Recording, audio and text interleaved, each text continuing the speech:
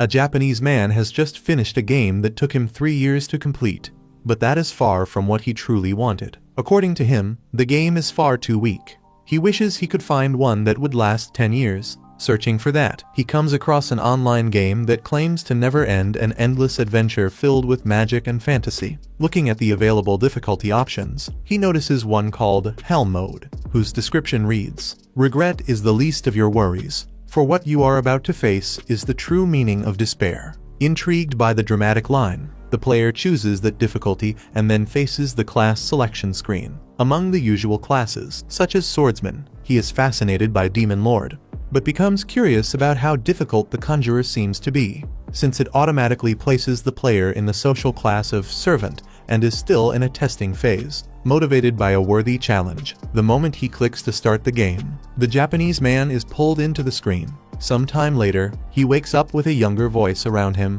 in an environment similar to a womb. In fact, after pushing his way out, he is born again into a place with a medieval atmosphere. After his father picks up the baby, sees that he is a boy, he decides his name will be Alan. Next, we see information explaining that the difficulty Alan chose requires 100 times more XP to level up compared to normal difficulty, but has no level limit. By overcoming despair, we will come to understand the beginning of this world. As time goes by, Alan grows up in a humble home filled with love and attention from his parents. He used to be a 35-year-old Japanese man broke, without a degree, and bad with women named Kenichi Yamada. Now, even though he is a 1-year-old baby and cannot speak, he is able to easily understand the words he hears, mainly because, by luck, Japanese seems to be the main language in this place. Alan was born into a family of servants, just as he selected at the beginning, in a border village where peasants pay taxes to a lord in order to farm the land. His father's name is Rodden.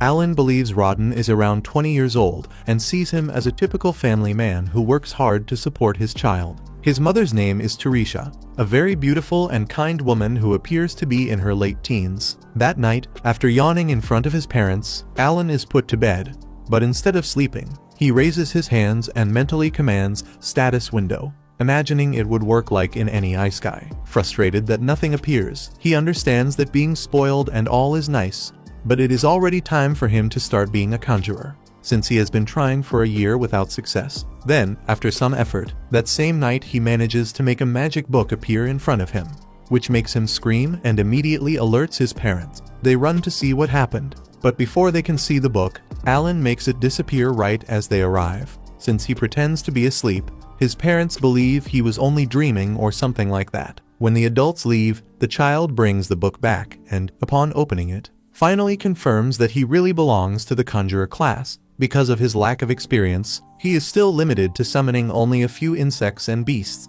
Other than that, he notices a message in the book from someone named Elmia, the god of creation. In this message, Elmia says it took some time to finish developing the class properly, and now that it has been chosen by players, none of them will be allowed to switch. Alan interprets this as the reason why his book took so long to arrive. Setting that aside, he notices there are no tutorials explaining how to play the game, meaning he will have to figure out everything on his own. To test his abilities, the first thing Alan tries is creating an insect, and when he does, a card with an insect of rank H appears in front of him. But upon hearing his mother approaching, he pretends to sleep again. Because he is only 1 year old, he ends up falling asleep for real, unable to control his tiredness. The next day, his normal peasant life continues as always. However, whenever he is alone, Alan now has something new to do, because he can finally develop his techniques as a true conjurer. After creating the card, he summons the insect inside it, a somewhat dumb grasshopper that doesn't understand commands and acts like a regular bug. Checking the book to understand how it works, Alan sees that he must give the creature a name,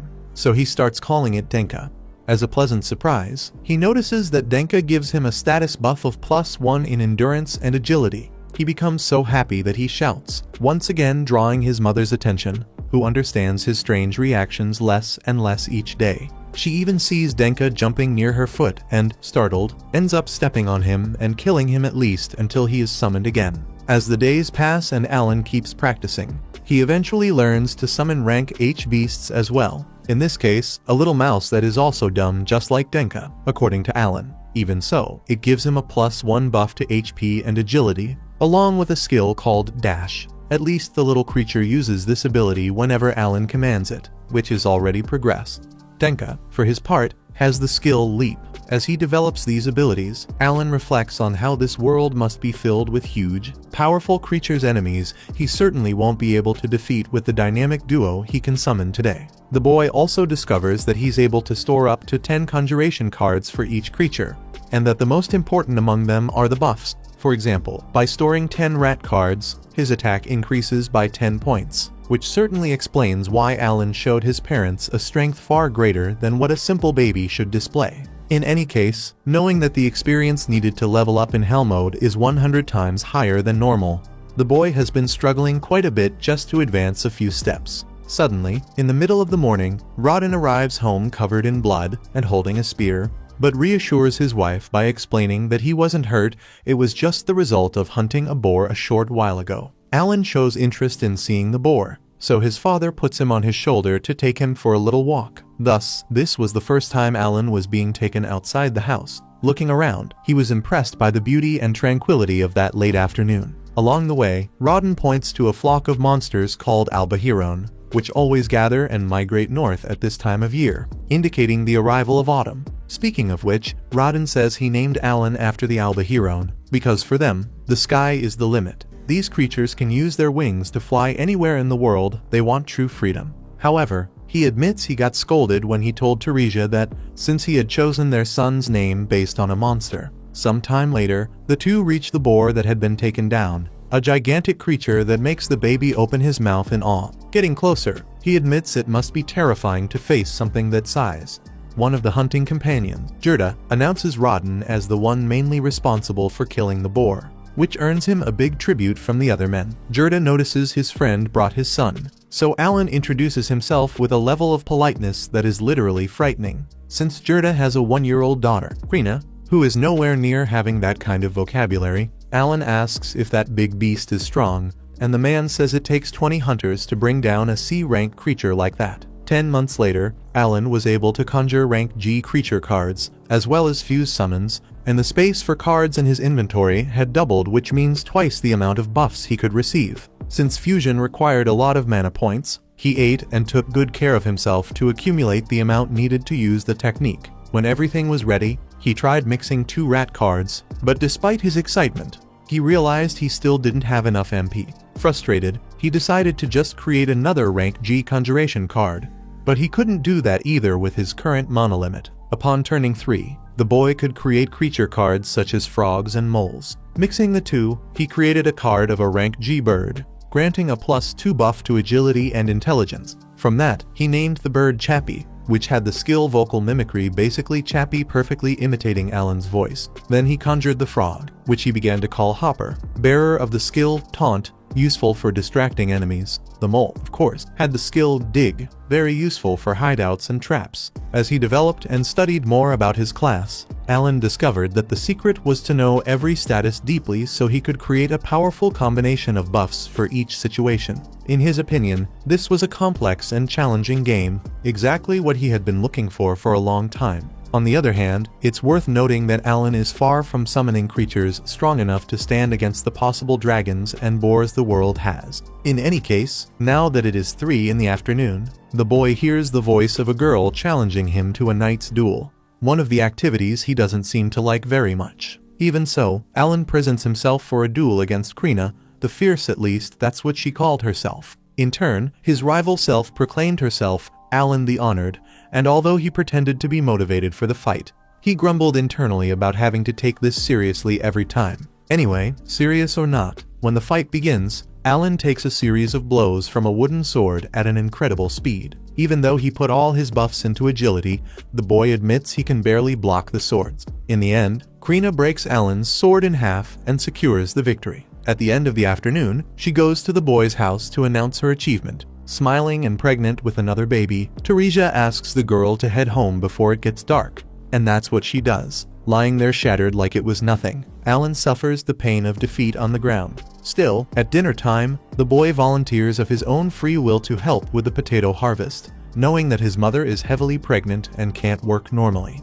Internally, Alan knows that at this point he has the vitality of an adult man, even though he's only 3 years old in practice. Teresia and Rodden say that children should never have to work, and that the boy should keep playing with Krina, especially because he already helps inside the house. The child insists, but his parents advise him to enjoy himself as much as he can, because the time will come when he will have to work on the farm, whether he wants to or not. Hearing this, Alan concludes that he and his parents will always be servants until they die, practicing this exhausting labor every day without being able to change their fate. Changing the subject, Teresia and her husband say they saw their son throwing stones at a tree earlier and want to know why.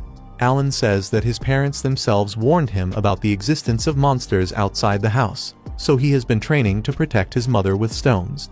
That said, while his father hugged him proudly, the truth was that Alan was only trying to see if he could learn techniques that went beyond conjuration. Teresia asks if her son is also going to protect Krina, but when he remembers how their last duel went, the boy figures she can already handle herself. Rodden comments that he can't wait for the two of them to attend their evaluation ceremony, and when Alan asks what that is, his mother explains that when he turns 5, he will take part in a divine ceremony that determines what talent he possesses. Rodden hopes it will be a talent good enough to pull his son away from a servant's life, and that hope lifts everyone's spirits in the house that night. Some time later, it begins to snow in the village. After continuing his training, Alan is now able to maintain a summoned creature for an entire day without any problems. On the other hand, in his duels against Krina, since she also comes from a conjurer background, the boy struggles a lot to withstand the girl's overwhelming pace. She keeps dominating every match and knocking the kid flat. One day, after Alan loses yet again, Teresia ends up falling to the ground when she gets startled by Denka,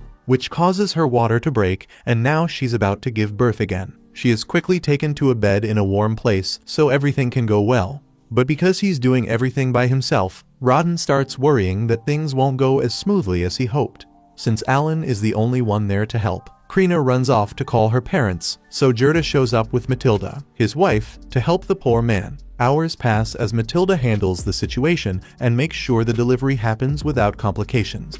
It's such a difficult and drawn-out labor that it lasts until the next day, until finally a baby's cry reaches the ears of the men sleeping outside. When the father goes into the room and learns it's another boy, Teresia asks him to choose the name. So Rodden names their second son Mesh. Teresia really likes it, but hopes he didn't take the name from some monster. The poor guy tries to explain himself in every possible way, but Teresia starts laughing. When everyone begins laughing together, Alan can't help thinking about something he has thought ever since he reincarnated into this world. He isn't even a little bit sad about leaving his entire past behind, because the difference between his old life and this one is enormous. It's true, of course, that he'll give everything he has to progress in the game to obtain the best equipment and spells, but when his parents call him over to meet his brother, Alan feels that there is much more to this life than glory and achievements. From that moment on, he decides that his greatest goal is to free his family from servitude. Sometime later, when Alan is 5 years old, he asks his father what the aptitude ceremony is like, and the man explains that it's a special event where everyone from servants to nobles must participate when they turn 5. If Alan shows good aptitude, for example, he might have a chance to rise in life and stop being a servant.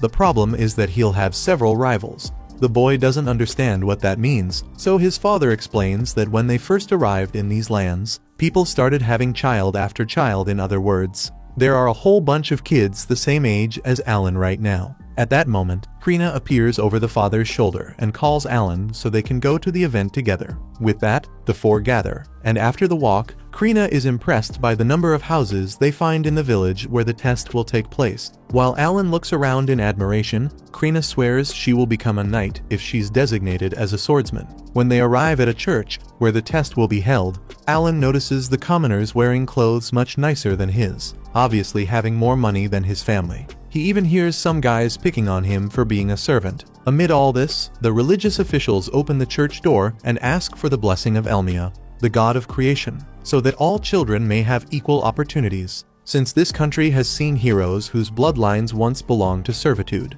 For example, Claces, the saint, was a humble commoner by birth, while Diverg, the sword lord, was once merely a servant. Feeling hopeful after hearing this, Alan recalls that before he reincarnated, He saw that classes like Hero and Sword Lord needed to start in lower social classes. Next, the participants are called inside the church to begin the long-awaited evaluation. Alan notices the statue of Elmia, the god of creation. Then the leader of the religious group invites the village chief, Deboji, to begin the evaluations with his son, Palomas. Every child must touch the crystal ball. Then the attributes and talents that are revealed will be written on the metal plate behind the priest. With that, tension takes over the village leader, who starts sweating from so much anticipation. Not very differently, his son approaches the crystal ball.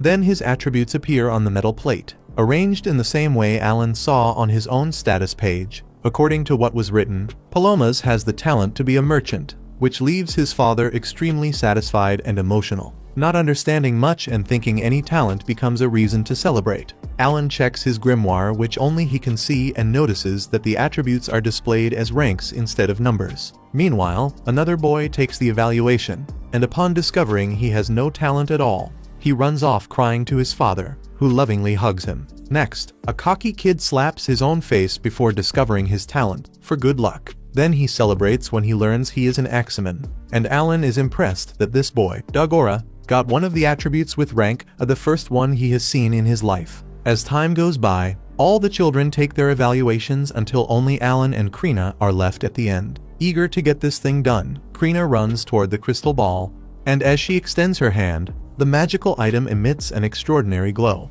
Then the metal plate shows that the girl has the talent to become a sword lord, which is practically a miracle. While everyone is stunned by the rarity of such a powerful talent, Krina grumbles that she wanted to be a swordsman, and Alan understands why this girl has always been overpowered in their duels. Now, the son of Rodin is finally called for his evaluation, the last child of the event. Without showing anxiety, Alan only needs to touch the crystal ball and finally show his parents that he is a conjurer. However, he is literally thrown backward because of the brutal magical force radiating from the item, along with a light twice as bright as when Krina was evaluated. Unable to read, Rodin runs to ask the priest what the result was, but incredibly, the boy has no talent at all, where his class should be. The plate shows a glitch filled with random letters. Enraged, Alan begins cursing the families of the devs who can't fix this piece of junk game.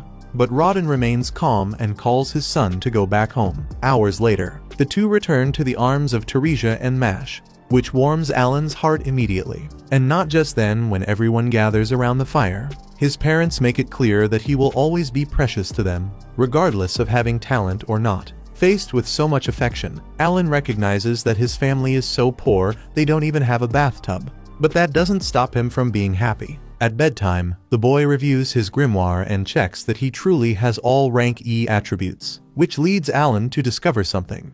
He is the only one in this world playing on Hell mode. Everyone who took the evaluation was 5 years old, which means they should all be level 1 just like Alan. However, it seems that the rank system probably reflects how much development they can expect each time they level up. So the reason Alan has all rank E attributes is because his growth speed in Hell mode is almost 100 times slower than normal, and this seems to mean that his ranks are showing the same fraction of the real value. After spending a lifetime playing easy games, Kenichi Yamada was reborn into this world where he is the only player on Hell mode, which could drive anyone insane in his place, but Alan refuses to give up. After all, he threw himself into this challenge precisely to put ridiculously easy games in their place. Speaking of which, it was pretty clear that the nonsense written in place of his class was just a clumsy glitch. So the devs should fix it soon, and Alan is ready to complain to those guys until everything is perfect, just to prove that no one should mess with a gamer with no social life. The next morning, Alan asks his mother why his father is like that, since the man has been acting strange since last night. Near nightfall, the whole family goes to Krina's house to celebrate the girl being discovered as a sword lord. Excited, she tells Alan that a sword lord is stronger than a swordsman, and the kid pretends to play dumb to hide that he didn't know. Matilda also says the village chief stopped by to gift the family a liquor, and trying to hide his happiness, Rodin keeps a straight face and tells everyone to enjoy the drink. Alan starts to suspect that his father is jealous of Krina for becoming a sword lord, but he doesn't think his father is that kind of person. Gerda asks Rodin to take the first sip of the liquor, because according to him, visitors should drink first. Faced with Gerda's insistence, an argument begins between the two until Gerda reveals that Rodin wants to cut ties between the two families. Cornered, Rodden explains that this wasn't what he wanted, and that Krina's talent is so extraordinary that she might even become a knight and serve the country, having a good chance of reaching nobility one day. Because of that, in his opinion, important people like her shouldn't waste time socializing with servants. With that said, the argument between Rodden and Gerda starts getting close to turning into a fight.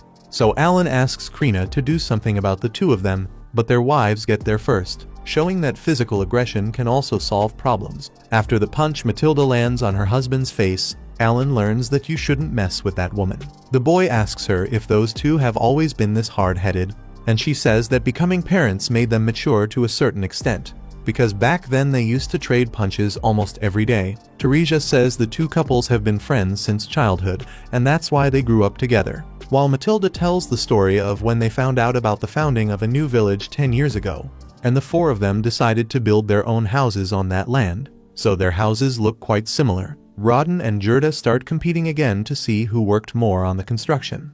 But they make peace after drinking the liquor they both haven't touched since they got married. At dawn, while working, Gerda learns that the Knight Order is after Krina. For that reason, alongside his friends, he takes his daughter to the city where yesterday's evaluation took place. Surprisingly, the news about a sword lord existing among the commoners spread quickly, making many people already aware that Krina was the talented child. Suddenly, Dogora appears holding a club and looking angry, and Alan remembers he was that axe-wielding brat from the evaluation. Dogora asks what Alan is doing there, since this city isn't a place for talentless losers.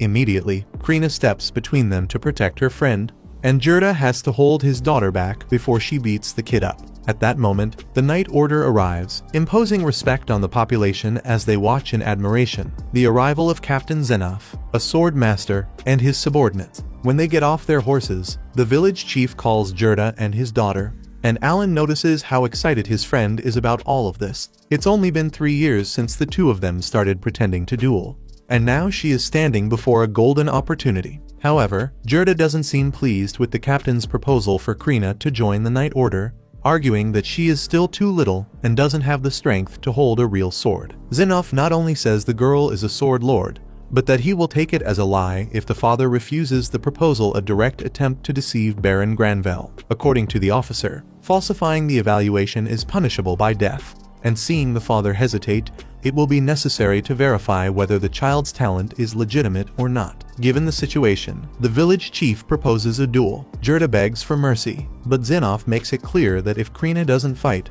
she will be executed along with her family. Despair overtakes everyone watching that cruel scene except Krina, who, upon seeing a sword being offered to her, runs to it and shows unbelievable confidence. Thus, the child is placed before the vice-captain, who introduces himself as Leibrand and belongs to the Lancer class. After announcing herself as Krina, the knight, she charges at the officer without any fear, quite the opposite. She acts as if she were playing or something like that, and there is a smile on her face that doesn't go away. The two begin exchanging blows, but Leibrand blocks the girl's attack easily. While Dogora is impressed by the girl's strength, Alan evaluates that perhaps her swordsmanship skill is already at level 5 from all the practice they do every day. Even so, the vice-captain counterattacks and forces Krina to block with difficulty, making Gerda more and more desperate. The girl doesn't lose confidence and tries to retaliate, but opens her guard too much and takes a strong kick to the stomach, being thrown into the wall hard enough to crush the bricks. Gerda tries to run after his daughter, but he is held back by 2 soldiers, as well as Alan and Rodden, who are prevented from helping their friend. Defeat seemed certain, as did the execution of Krina and her family, but the Sword Lord rises again and begins to emit a magical energy that makes the rival's left eye tremble. With that, the girl charges at her opponent again and shows strength and agility 4 times greater than before, forcing Leibrand to give his all to avoid being cut apart. After a brutal series of blows, Krina manages to slice the vice-captain's blade in half and almost takes his skull with it. Then, Zenoff declares the end of the duel and Krina's victory. As everyone watching the fight starts celebrating, the captain approaches Gerda and congratulates him for having raised a legitimate sword lord, then asks forgiveness for doubting the man's word. Gerda, however, keeps a stern face and focuses only on protecting his daughter, while Zenoff asks for a chance to discuss the future of such a talented young girl and if it makes him feel more comfortable. Jurda can bring his friends to the meeting. Hours later, at the village chief's residence,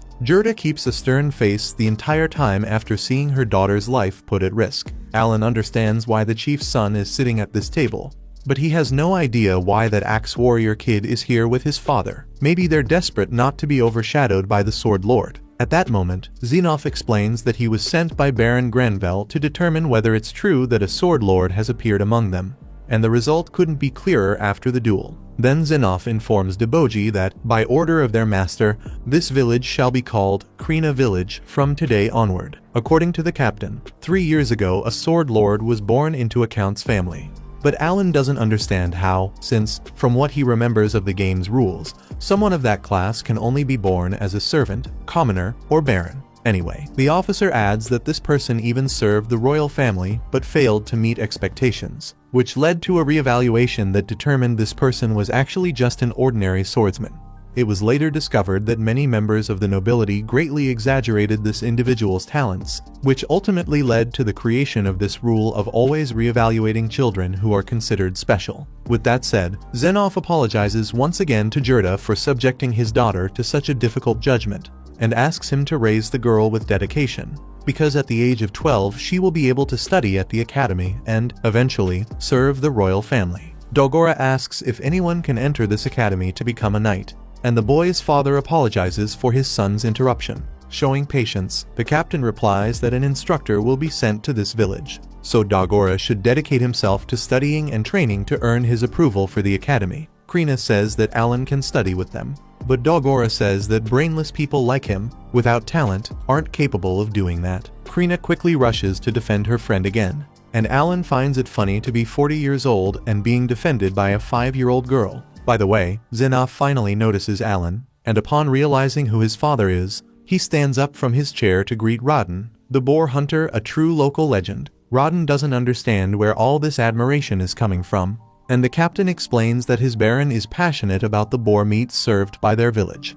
In that moment, Alan thinks about how his father and the other workers risked their lives to hunt that beast, but the baron was the one who kept the meat. Still, he is happy about the respect the captain is showing Rodden. After the meeting ends and the two families separate, Rodden comments to his son about how Krina might become a heroine like the ones from the stories, but that even servants like him can sometimes be acknowledged by nobles. In any case, the man believes his son still has a chance to achieve great deeds in life, since he carries his father's genes. With that said, Alan takes out 2 fruits he stole from the meeting to give to his mother and brother, and the two burst into laughter when Rodden shows that he stole even more.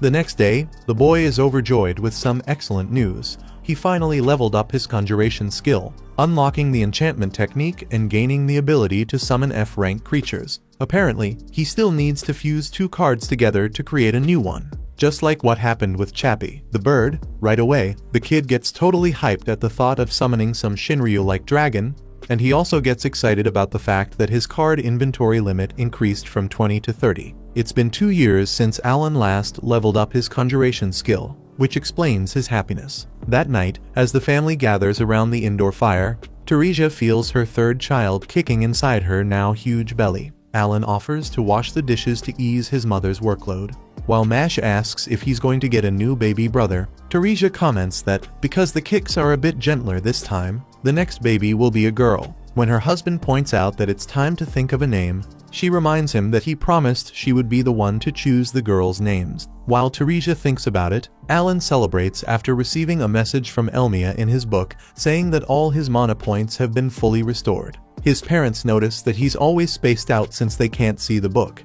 They must assume the kid is a bit delusional, and they joke about it with him. So the boy changes the subject and mentions how his father's scar has improved. Rodden explains that he got that mark after going through the trial of the gods during today's boar hunt. When Alan asks what that means, his father explains that the trial of the gods is a special moment that sometimes occurs during hunts, when you suddenly feel a surge of energy that heals all wounds and wipes away all exhaustion, which is always great. Hearing this, Alan imagines that this must be how people describe the process of leveling up in this world. Since his father is a veteran boar hunter, highly respected by the community, even though Alan can't check his status, he assumes his father must be at a pretty high level. On the other hand, even though Alan celebrated his recent evolution, he's still level 1 and he'll stay that way unless he fights creatures strong enough to give him some XP. The problem is that servants like him can't leave the village without permission, unless they're going out to hunt, which is the only exception. Because of that, Alan volunteers for the next hunting expedition. But Rodden shuts him down immediately, saying that hunting isn't a game, but something extremely dangerous that can cost lives. Even Teresia is shocked by her husband's bluntness. Alan doesn't say another word about it, but he doesn't give up on evolving in his own way. Before going to sleep, he checks the book again and thinks he finally understood the message he received. After all, he had sent some complaints in full toxic player fashion, which ended up paying off since the devs fixed the text bug. Besides that, the message said, "We sent a prophetic message to the great pope to warn everyone." Alan finds the strange combination of words amusing, and then reflects on how all his attributes are ranked E because leveling up in hell mode is so slow. However, the devs also sent an attachment showing only the raw data, revealing that Alan actually has S rank mana points and intelligence. Looking closer, he also has a few A and C ranks, which makes him roughly on the same level as Krina overall. Excited by this, Alan can't wait to test his enchantment skill, so he tries it on Denka. The result is a boost to the monster's stats, the same stats that work as buffs for the summoner resistance and agility. However, when Alan enchants the insect, the enchantment does not affect the buff, which stays the same. When summoned, Denka wasn't larger or more intimidating, even though he was clearly stronger. This shows Alan that being a summoner is much more than simply calling forth giant creatures. Speaking of size, Teresia eventually walks into the room and is startled at the sight of Denka, so she steps on the poor thing again and kills it. A few days later, in the morning, Rodden heads out to hunt, while Alan, after spending several nights enchanting and removing enchantments, discovers that card enchantments don't disappear, which means that as long as he has mana to spare, it's a good idea to enchant every card he has in his inventory. He experimented with several card fusions, but still hasn't managed to unlock any new type of monster. After using every possible combination, he's left with only one, so the boy prays that all his luck is gathered for this final attempt. He combines the F-rank insect with the F-rank bird, and the result is quite unexpected, although not exactly satisfying. The card he gets is called Grass F, and the kid had no idea that grass was something you could even summon, to be honest. On the other hand, the thing has an impressive buff of plus 7 mana points, which can go up to 12. For a summoner like Alan, that's pure gold. Normally, he would expect to spend decades leveling up in hell mode, but maybe this new card can cut a few years off the journey. Without wasting time, he summons the card and notices it's basically a walking apple. He decides to call the creature Apo, even though he knows it doesn't sound very original. Looking at Apo's twig like arms and legs, Alan assumes it isn't meant for combat. Then the creature displays its panel showing the skill Aroma, which essentially means it buries itself underground and grows a small sprout from the top of its head that sticks out above the surface. At least, as the skill's name suggests, the smell is pleasant like essential oil. Alan has no idea what this is supposed to be useful for, but he celebrates the fact that his garden is now one step closer to becoming a botanical paradise, before remembering that he didn't come to this ice-sky world to become a gardener. Teresia comes over to call her son for lunch, so Alan rushes to tell Apo to return to the card, but his command simply doesn't work. When Teresia approaches, having no idea there was a sprout like that growing in the yard, she admires the plant's aroma while the boy wonders what the purpose of that smell is. Later, Alan trains as usual with Krina. Even though he didn't get beaten up this time, it's still obvious he has no chance of going head-to-head with that girl. On the other hand, to his surprise, Krina feels that her partner is tougher than before, and this makes Alan immediately grab his book to check. In the end, his swordsmanship skill really has gone up to level 3, and the expansion of his inventory gave him more space to buff his defense and attack. The boy even wonders whether Apo's scent has anything to do with it. For example, he remembers that Fido was his first card, with a skill called Bite. He really wanted to test that spell, but he was afraid the stray dog would attack people in the street. Krina then asks if he's feeling okay, because he's been talking to himself for a straight 20 seconds. Toward the end of the afternoon, after so much practice, Alan has already thrown stones at the same spot on the tree about 20,000 times, which opened a hole in the trunk, yet there's still no sign that he's leveled up. Besides that, the poor kid can't devote all his time to training, since he needs to watch his little brother and help his mother with chores because she's pregnant. For a moment, he thinks about giving up, But then he asks himself, what if I'm just one stone away from leveling up? Well, he's about to throw another stone when his brother calls his attention to the many plants that have sprouted in the yard, basically forming a little garden. Setting that aside for now, Alan picks up his book and thinks that, because of aroma, a pose skill, he managed to reduce his total mana recovery time from 6 hours to 5, which gives him more time to do other things. However, the truth is that it still feels like he never has enough time. Looking up at the sky, Alan observes the migration of the Albahiron, the birds that inspired his name. At nightfall, while Mash is sleeping, Alan and Teresia feel that Rodden is taking too long to return from the hunt. Suddenly, the worst happens. Rodden's fellow hunters appear carrying the father of the family on a wooden plank, under heavy rain, and he has serious injuries. They bring him inside while the others wait outside. Gerda explains to the family that Rodden was pierced through the stomach by a boar's tusk. Trying to stay calm, Teresia notes that they already cauterized the wound, which stopped the bleeding. Gerda says they kept him alive thanks to a healing herb called Mueller's flower. Teresia doesn't understand how they even got access to something so expensive. And the hunter recalls the day the knights came to the village to test Krina. As part of their apology for being too rough with the girl, the captain gave the hunters a handful of gold coins, and looking at things now, they'd be in deep trouble if they hadn't received that money. Suddenly, a few furious hunters start blaming a certain commoner for what happened to Rodden. Because of all the shouting, Mash wakes up and starts crying at the obviously stressful and frightening scene for such a young child. Seeing this, the men decide to step outside and give the family some space. After everyone leaves, Alan asks Gerda what this story about a commoner being at fault is. Gerda explains that a few days ago they were called by the chief and ordered to include some ordinary citizens in the hunt. As everyone knows, boar meat is extremely valuable to the nobles, and it's also known that most of that meat stays with them, leaving only the scraps for the hunters. From time to time, they trade the meat for salt, firewood, or other essential goods that are very hard to obtain otherwise. It's also important to point out that no commoner had ever volunteered for a hunt before. It's a very dangerous job, and deaths are not uncommon. Servants, on the other hand, have no choice but to risk their lives to earn their daily bread. However, this time things were different. The ordinary citizens wanted to participate because they heard about a hero among the servants, Rodden. The day Captain Zenoth called Rodden a legend in front of everyone, the compliments spread and created the belief that inexperienced commoners would be safe as long as Rodden was present during the hunts. Naturally, Gerda and Rodden were not happy at all about suddenly having inexperienced men on expeditions,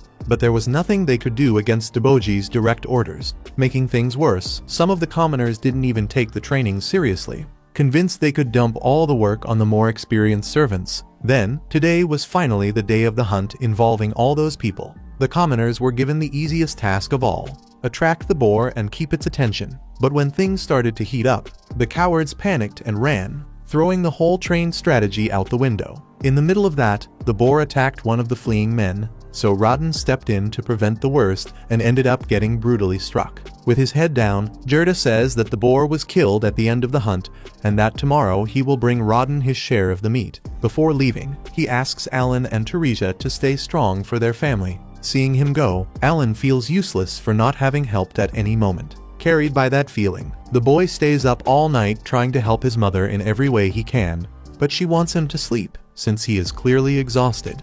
Suddenly, Rodden wakes up in a panic, shouting the boar's name, causing an uproar in the whole family. At that very moment, Alan questions why on earth he has been so selfish, since all he thinks about is becoming stronger. But what good is strength without a purpose? Life is harsh for the servants, the class he belongs to. For them, this isn't a game. These people give everything they have all the time.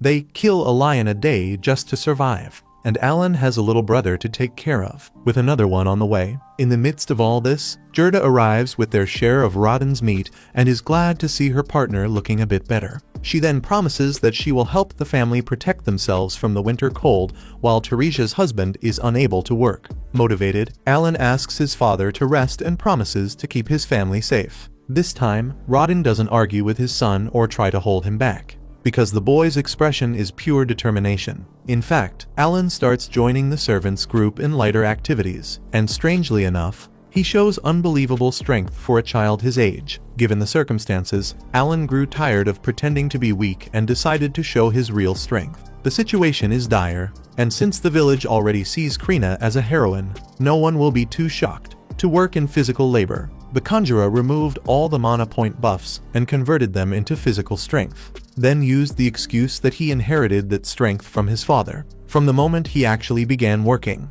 the boy realized how unfair it is that the nobles keep most of everything the servants collect, and the little that remains makes it difficult to survive the approaching winter. One day, Deboji, the village chief, appears at Rodden's house with a young man who ended up causing the hunter's injury. They brought fruit as a way to apologize, and Alan feels anger toward the guy when he kneels down to ask forgiveness for what he did. Rodden doesn't go easy on him either and tells the boy to be more careful. But the one who really raises her voice is Teresia, making it very clear that the kid's mistake almost cost her husband his life, and that every family has loved and valuable people, no matter what class they belong to. At that moment, the servants who are friends of Rodden show up at his door to demonstrate their affection, respect, and admiration, and that makes Alan conclude that he has the best parents in the world. Later, when he finds a bit of free time, Alan clears a space in the field to conjure a bunch of jump frogs. Next, he hides in the woods after setting up several traps,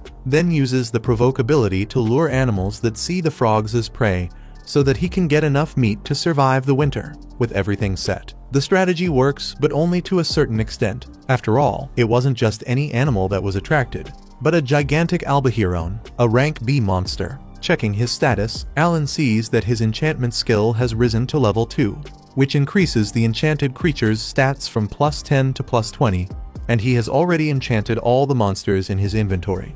Faced with this, and determined to help his family, Alan doesn't back down and throws a stone at the giant bird's head, then takes advantage of the surprise to land a wooden sword strike on the creature's neck only to receive a kick in return. He then summons several Fidos, the dogs whose main ability is bite. The pack surrounds the albahiron and attacks, but although they manage to deal some damage, they are defeated by the monster. Alan tries to charge in with his wooden sword, but takes an even stronger blow than the last one. On top of that, he has been losing the buffs from each creature that was defeated by the enemy, weakening his stats and leaving him extremely vulnerable.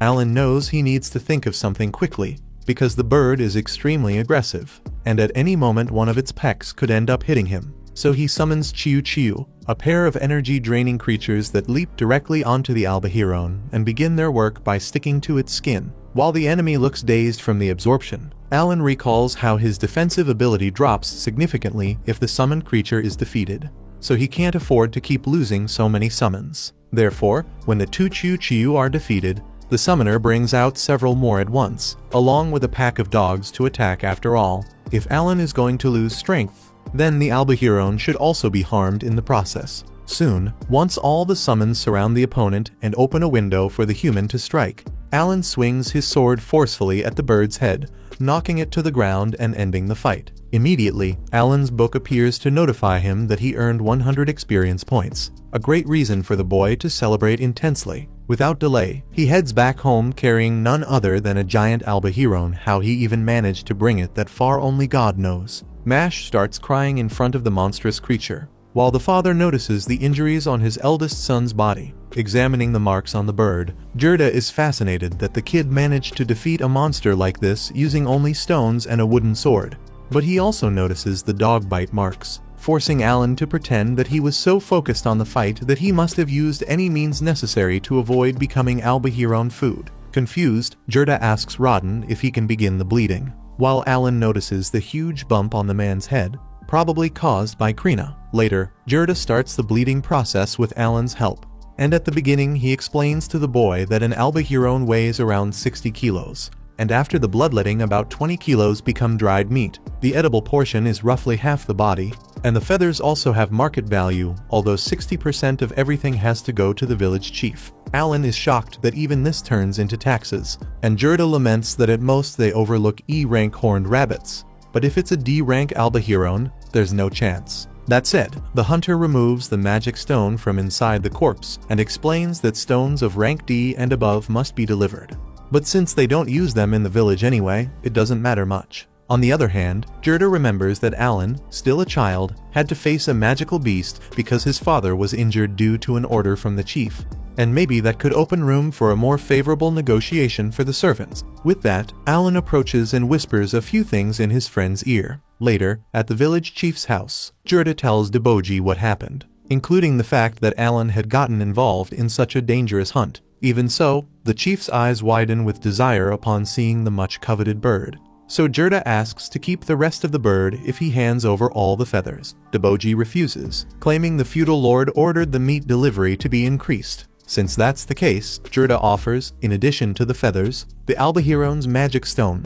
And he begins hinting that the person responsible for Rodden's son having to hunt was the village chief himself after all. The hunter wouldn't have been injured if he hadn't had to take care of inexperienced grown men during the job. He also emphasizes that the family of the greatest hero among the servants could end up starving this winter. While Alan pretends to be extremely hungry, making a pitiful face, realizing he is at fault, Deboji ends up admitting that his order caused problems, which allows the servants to push forward and get what they want. In the end, everything works out, and they keep all the meat in exchange for the feathers and the Albahiron's magic stone. The next day, Alan seems to have enjoyed the game of hunting Albahirons so much that he repeats the same strategy that worked last time.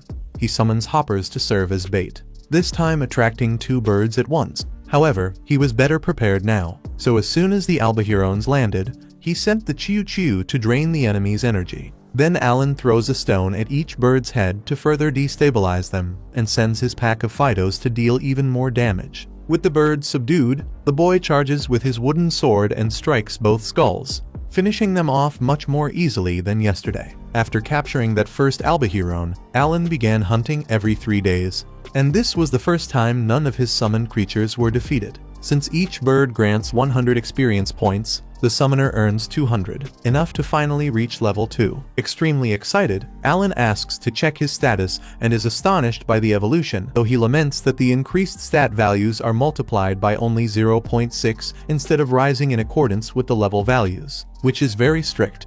On the other hand, he was the one who chose Hell mode, so he has to deal with it. Still, in the end, the summoner is full of joy, because the reward for playing on the hardest mode is actually quite satisfying, despite everything. Now that he has reached level 2, he decides he might be able to tell his parents what's been happening. With a smile on his face, the boy returns home with the 2 Albahirons and impresses his father with his achievement. After that, Alan is surprised by the arrival of Krina, who, as always, wants to fight with her best friend. While dueling with the Sword Lord, the boy reflects on how today's hunt reached the goal of 10 magical beasts, and that by making dried meat from them, they'll have enough food to get through the winter and any leftovers can be traded for firewood. He also wants to take full advantage of this Albahiron migration period, since it's the time when they are most numerous in the region. To reach level 3, he needs to hunt 20 of them, something that seems very hard to accomplish this year. Distracted by all his thoughts, Alan ends up taking a hit to the top of his head and earns himself a big lump. That night, he decides to tell his parents that he received a divine oracle from Lord Elmia when he was 1 year old, granting him wisdom and power, as well as a trial that, according to his own words, not even 100 people would be able to overcome. While Teresia questions why her son, of all people, has to go through this, Rodden asks whether this trial was completed that morning, since earlier he still had the wound on his face, but now the injury is gone. By the way, the village hero says that he also overcame a divine trial, which made him believe that his son had done the same. The boy's mother asks about the result of last year's appraisal ceremony, and he explains that, 2 months ago, Elmia gave him another oracle. Realizing this happened recently, Rodden scolds his son for calling the god only by name instead of Lord Elmia. After apologizing, Alan explains that, at the appraisal ceremony, his abilities were low because it was assumed that his speed in overcoming the trials would be very slow, and the reason why no talent appeared was because it is a new talent, so it couldn't be evaluated. In other words, Alan does have a gift, but he isn't able to say exactly what it is. In truth, he does know, but he decided he can't say it yet because he's afraid that the fact he can summon magical beasts may cause problems if it's discovered. And beyond that, of course, he has no idea how to reveal that he reincarnated. Amid all this, his mother hugs him and says it would have been better if he had told them earlier. In any case, she now understands why her son always practiced swordsmanship and trained with stones from a young age, as well as why he faced such dangerous challenges. He did all of that to overcome the trial given by the gods. Rodden then asks what his son intends to do about the challenge he was given, and he assures him he will face it head on. The father understands after all, It is a trial given directly by the Creator God and says that his son can rely on his parents if he needs anything. Speaking of which, Rodden asks the boy not to tell anyone else about this, because it would be bad if people thought Alan was a lying imposter inventing things in the name of the gods. On the other hand, the father says he would like to at least tell Gerda, since the man keeps bragging that Krina is a sword lord, so it would be nice to show that his own son is also incredible. Sometime later, already in winter, while Alan and Gerda prepare the Albahirone meat, the man says he always saw the boy as someone special, but he never imagined he had received both a talent and a trial from the gods. Later, the two go out together to shop, and since it is Alan's first time, Gerda commits to teaching him how everything works. He also celebrates the fact that they got lots of meat and didn't need commoners getting in the way of the hunts. Taking the chance, Alan asks the difference between commoners and serfs, and the man explains that the main difference is social status. It's absurd, he says, that commoners don't have to pay 60% in taxes like serfs do. Adult commoners pay 3 gold coins every year, while children pay 1. Alan asks whether there is any way for a serf to become a commoner, and Gerda remembers that it is possible if the person pays 10 gold coins to the feudal lord. Aside from that, the lord may raise a serf's social status as a reward for some service rendered. Hearing this, Alan thinks that his family will soon have another member, so they will need a total of 50 gold coins. Next, the two arrive at a market carrying portions of dried boar and Albahirone meat, and Gerda teaches the boy how he can trade these foods for other products and useful items, such as firewood, salt, or even different kinds of food. That day, the boy discovered that 1 portion of dried meat equals 4 days of firewood, and now that he understands how these trades work, he decides to conduct market research. Over the following days, Alan gradually discovers how certain items are much more expensive than they seem at first glance. For example, the popo fruit, which the vendor wanted to trade 1 for a portion of dried meat. After another day of shopping, the conjurer writes in his notebook that 1 portion of dried Albahirone meat can be exchanged for a bag of salt, 4 mormo fruits, 1 popo fruit, or 4 days of firewood. Beyond that, the following coins share the same value: 1 gold coin, 100 silver coins, 1,000 copper coins, and 10,000 iron coins. A package of dried meat is worth 1 silver coin. So in order to earn 50 gold coins, Alan needs to defeat 500 Albahirones. To prepare for the challenge, the boy goes to a shop and asks whether they sell mana recovery potions. The vendor says he doesn't have anything that expensive, but that customers can always count on healing herbs. Since that's the case, Alan draws in his notebook the medicinal plants used to make potions, and also asks whether the shop sells the Murray's flower. But that is a rarer and more expensive item, so much so that the vendor only had 1 a month ago. When Gerda rushed desperately into the shop and cried for the man to let him take it for 3 gold coins, even though it was worth 5, and even asked to pay later because his friend was seriously injured and might die. Gerda did return and pay later, but the vendor still took the loss. Hearing this, Alan sympathizes with a merchant and gives him a free portion of dried meat. After all, that Murray's flower saved his father's life. The merchant was visibly irritated about the loss he suffered, but was caught off guard by the child's kind gesture. After that, Alan passes in front of a weapon shop and laments the high price of a piece of equipment that cost 5 silver coins. Suddenly, Dagora appears and provokes the boy as always, telling him to get out from in front of his house. At that moment, Alan discovers that this brat is the son of the weapon shop owner, and beside him is one of the village chief's sons, Palomas. Without wanting any trouble, the conjurer simply turns to leave, but Dagora doesn't care and goes after him to start a fight. When he's pushed, Alan evaluates that this guy is clearly a player killer from online games, so even if this fight won't give him experience, he points his wooden sword at the bully to see if he'll keep up that tough attitude. Dagora calls his opponent a coward, while Alan teaches him that the world is not a fair place, but since he's nice, he'll let the axe wielder find whatever junk he wants to use as a weapon. Without delay, Dagora runs off to grab a club to face his archenemy, and the two enter a duel. After a brief exchange of blows, Alan creates some distance and evaluates that, as he imagined, the attacks of an axe warrior are really heavy.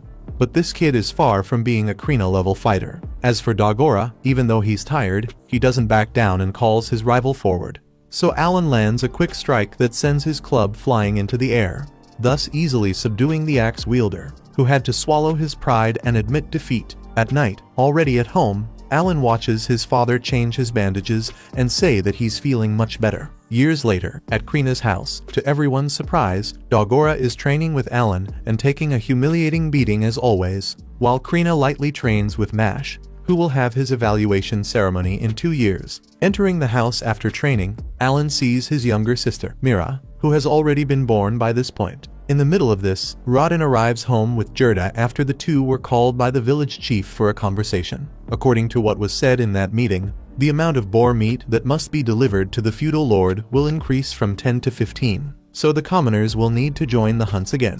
Obviously, the serfs protested, but this was a direct order from the feudal lord, and nothing could be done. If they don't hunt 15 boars this winter, the lord will recruit serfs from another territory, and if more serfs come, there will be less land for each person. Besides that, serfs who don't participate in the hunts may have their lands confiscated. And this wind that's coming could change Krina village forever. Gerda and Rodin tell them that, on top of that, next year the meat delivery will increase from 15 to 20, and that hunters usually work every 10 days. But now they'll have to hunt much more often, seriously increasing the risks involved. In that case, Alan suggests that the serfs allow the commoners to join the hunts, because, as was said, the meat delivery rate will double in a year, and logically the serfs alone won't be able to handle it. Gerda hates the idea because of what happened last time, but the boy, remembering that he possesses the wisdom granted by the creator god Elmia, would like to become responsible for the next hunt to help the newcomers. Thus, a few days later, Rodin, Gerda, and Alan meet with the other members of the group. One of the men comments that Rodin took a while to recover, but he insists he's 100% fine. Another asks if the kid is really going to take part, and the father says that this time they'll adopt Alan's strategy, but that his son will only watch the hunt. The boy, in turn, promises he won't get in anyone's way, even though he'd love to be right in the middle of the action. Of course, his father absolutely didn't allow it, but the most important thing is training the newcomers so no one gets hurt like that again. Speaking of which, the village chief's son, the one who caused the incident with Rodin, asks, "Don't try to protect me if something goes wrong again," and the hunter replies, "Focus entirely on the job." Lastly, Gerda announces that it's time to head out, and as Alan looks past the wooden wall, he thinks about what it was like to leave his village at only 7 years old, something that feels like a small step in his growth. Far off in the landscape, he spots the White Dragon Mountains, where the boars come down from the summit in autumn to look for food, and legend says there's a mythical white dragon living somewhere on the peak, exactly the kind of story that motivates the boy even more. When they reach the destination, Rodin asks all the hunters to simply stick to what they were trained to do, and then sends everyone to their posts. Some time later, 2 hunters come running out of the forest after luring an enormous boar, and Alan personally feels what it's like to fear such a deadly beast. As the monster charges toward the pair who served as bait, a group of hunters closes in and drives their spears into its body to slow its powerful charge. Then the rest of the men attack the creature's flanks and start making it bleed. In the middle of all this, the boy reflects that everything is going according to plan. The bait team attracted the boar, the tank team managed to hold it back, and the attack team struck at the vital organs. This is the method his father and the others have been using for 10 years without needing great talent to execute it. At that moment, the boy calls for the chief's son to get ready alongside another young man, and he knows it's not a good idea to rely on those 2 skinny kids to tank anything to begin with. Speaking of which, as soon as the pair steps in, Gerda warns, "Don't stick those spears into your comrades," which already shows how little faith they have in the peasants. Either way, they join the attack and drive their weapons into the boar's tough hide, and after the group forces the beast to collapse, the blonde kid declares, "I've just overcome a trial of the gods." Seeing that, the conjurer figures those beginners must have earned some good XP from killing a rank C creature. Curious to see how much he gained, Alan takes out his book and notices he came out empty-handed on this mission, which clearly means that just giving the idea and staying back doesn't grant any experience points. On the other hand, the 2 newcomers approach the boy to thank him, because the way he guided them helped them do a good job, but that doesn't remove the bitter feeling the boy has about this victory. Days later, while he's working at the water well, Alan is asked by a buddy if he'll join today's hunt, and he says he'll watch as always, but asks his companions, "Ask my father to let me use a spear this time." The guy answers, "Not even if you paid me," because Rodin would be furious if they came to him with that talk. Another man, who was listening in, admits he's jealous because he'd love to be part of the hunt. The first man tells him to drop the butcher knife and grab a spear, but the other refuses, saying he won't do that while his wife is pregnant, and that his joy lately has been having meat to cut. Hearing this, the boy gets an idea and asks the butcher for a favor. Right away, he takes the man to his backyard, where several albahirons were hanging with their feathers already removed, and he hoped the man would cut the meat for him in exchange for 2 packages of meat for each bird he processed. While the man examines the animals, Alan thinks about how these albahirons are not part of their food reserves, and that the carcasses need to be separated to sell the meat. After all, the boy needs 50 gold coins to free his family from servitude, but he could never manage that without outsourcing this kind of work. Later, during the hunt, the boy looks at the new members among the rookies and thinks about how they've slowly been adding more people to participate, and soon enough they'll have enough men to form 2 separate groups, thus doubling the number of boars they can hunt. Speaking of which, the conjurer also wonders why the Baron wanted so much more meat, since his territory doesn't seem to be facing any kind of food shortage. Meanwhile, the bait team brings out another boar so the same strategy can be repeated, and the tank team positions itself to stop the beast. Then Gerda orders the rookies to attack from the flanks, and once again the mission succeeds. While everyone celebrates, even Alan allows himself to join in. Since his plan to gain XP actually worked this time, he even leveled up. Earlier, knowing he could summon his monsters within 50 yards, the boy sent Denka straight into the commotion, and just being trampled by the boar was enough for the conjurer to be counted as a participant in the fight. Without a doubt, a masterstroke at least in the boy's mind, even if Denka was sacrificed in the process. 3 months later, the boy reflects on how this world shares Earth's tradition of celebrating the start of each year. And this year he was even invited to the village chief's house for the first time. On the way back, he and Krina celebrate the rewards they earned for meeting the quota of 15 boars delivered. When they arrive home, during a barbecue with both families gathered, the kids comment that the parents should have gone with them,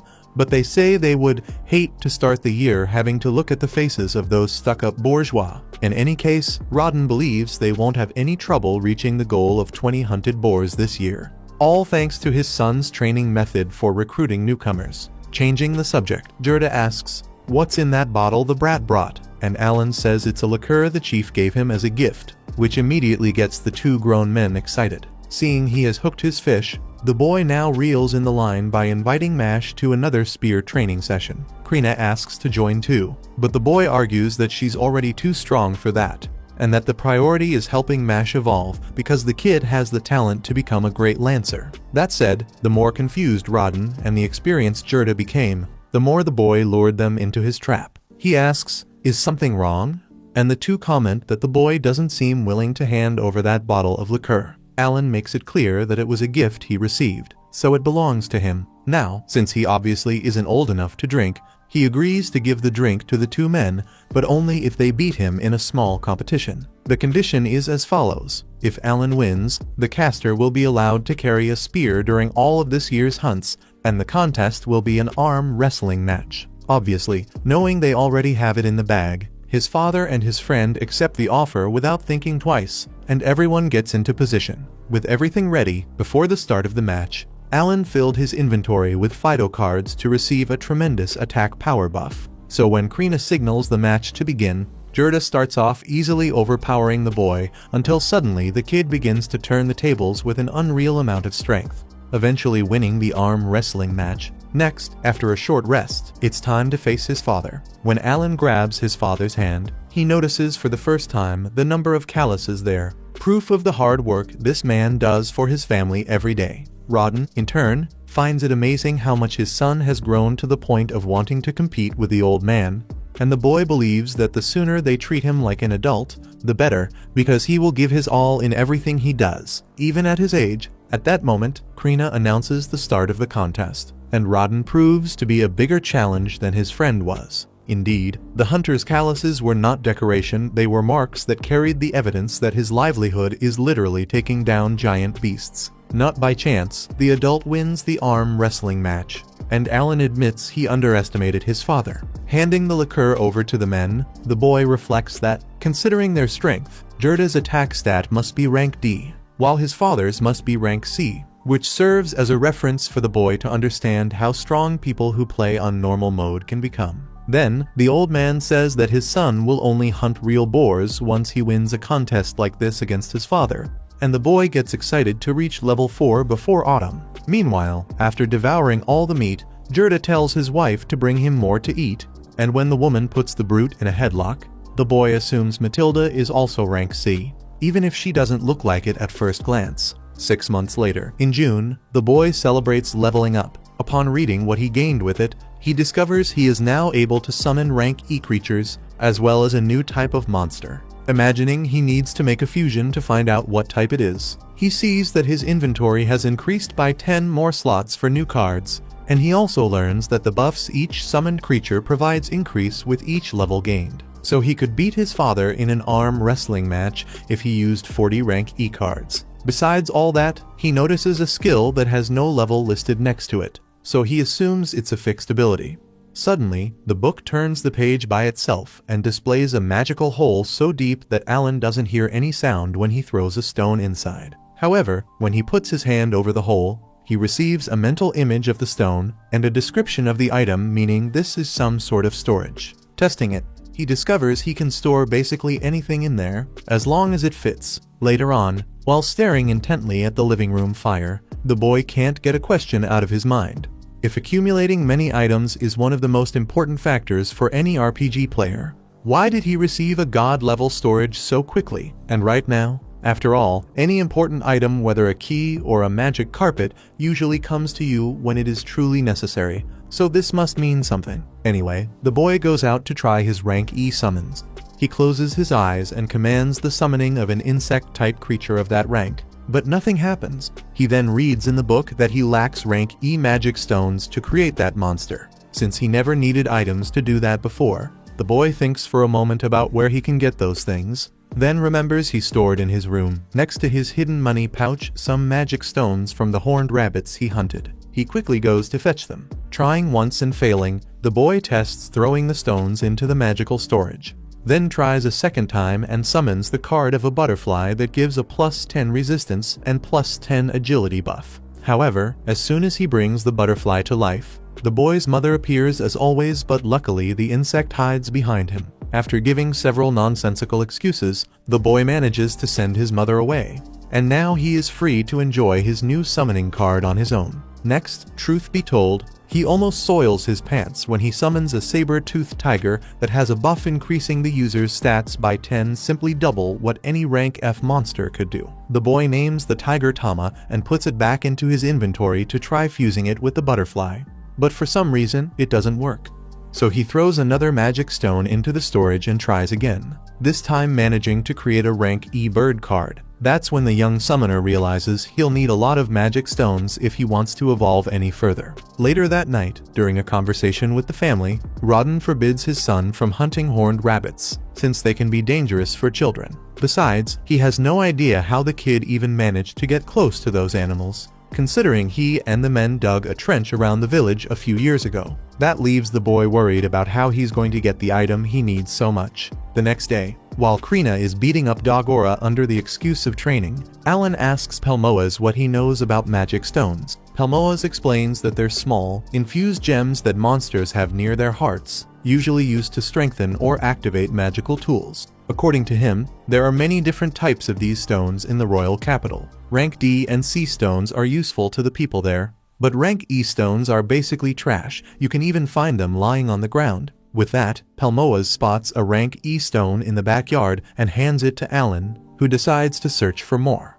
Sometime later, with the help of his farmer companions, the summoner manages to gather enough stones to create all the rank E cards he was missing. But before he can test his new acquisitions, Alan is caught by surprise when his book suddenly flies into the sky during a strong gust of wind and summons, on its own, a falcon named Hawkins. Right after that, a wild boar bursts out of the woods and knocks the boy down from behind, so a bean-like creature named Beansy is summoned to heal him. Then the butterfly Papillon appears out of nowhere and releases a powder that makes the boar drowsy. With that opening, Tama leaps in, striking the enemy and finishing it off. However, another boar comes rushing at full speed to attack Alan directly, so a literal wall with an eye wally places itself in front of him, serving as a barrier for the beast to crash into and pass out. At that moment, the boy opens his eyes and the wind fades away. He notices that none of his monsters are beside him, which makes him wonder if everything wasn't just a hallucination. Troubled by that thought, he lies down on the grass to reflect,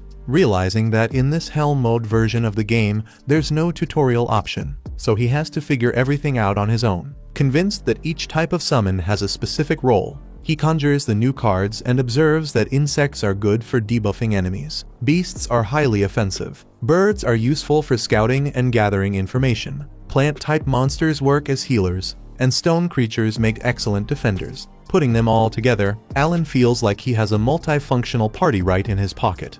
And that versatility is what makes the summoner class so good. It also helps him understand why he received the storage feature at this stage of the game. He wouldn't be able to carry so many magic stones otherwise. With that strength in hand, the boy believes that someday he might become even stronger than the Demon Lord.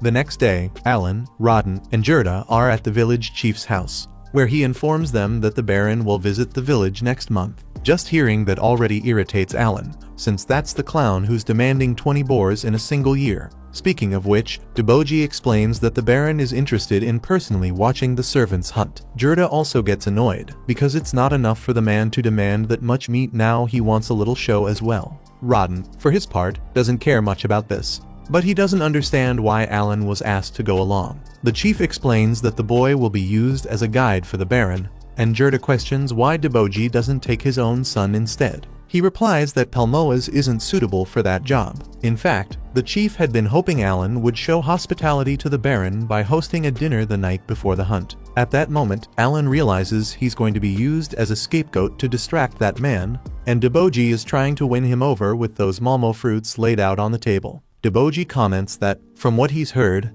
the boy has been coming up with several very clever ideas that determined the success of last year's hunts, so he'll certainly be smart enough to do this job. The chief then asks if the kid is okay with that, and Alan immediately thinks to himself how little he personally cares about the Baron, but refusing this service would be stupid. Risking losing the chance to leave his life of servitude, maybe even being forced to hunt like a madman for 10 more years, only to maybe earn the title of commoner someday. After all, there is another way to obtain that ticket to move up in life, since the Baron can grant servants the title of commoner, so Alan accepts serving as his guide. With everything settled, time passes until the day of the important man's visit finally arrives. Surrounded by guards and riding in an impressive carriage, the Baron steps out and is personally welcomed by Chief Deboji, who gives his greetings to Baron Granvelle, thanking them for the warm reception. Granvelle tells his young daughter Cecilia to step down from the carriage. Inside the chief's house, the Baron praises the work the local leader has been doing in Krina village.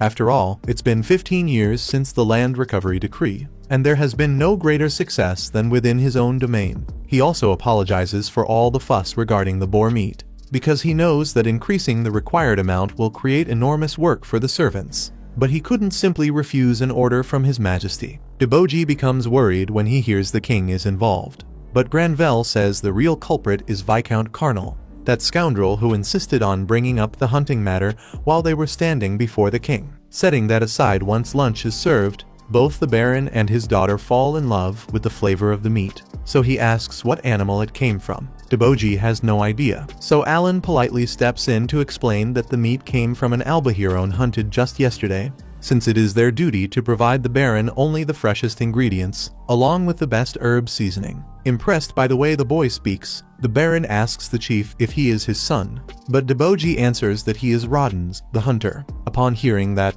Captain Zenoff, who had been accompanying the meal and remembers exactly who they are talking about, also recalls the young boy. Remaining courteous, Alan says he will serve as their guide for tomorrow's hunt. Still intrigued, Granvelle asks if the boy's father once served as a knight, but Deboji explains that Rodden is only a servant. Immediately, Cecilia becomes furious and questions how they could invite a servant to have lunch with the Baron, but the Baron himself scolds the girl and teaches her that even servants are important members of the domain and must not be treated like animals. Cecilia lowers her head and apologizes, but she looks at Alan with a face that says she'll stab him in the back the first chance she gets. In any case, Zenoff expects the boy to be able to explain every detail of tomorrow's hunt, and he points out that the goal of 20 boars in a single year is no easy task. If this proves too difficult, his knights can take over the hunts. Honestly, Alan feels a bit offended to see that servants are still so underestimated even today. Meanwhile, Cecilia comments on how excited she is to take part in the hunt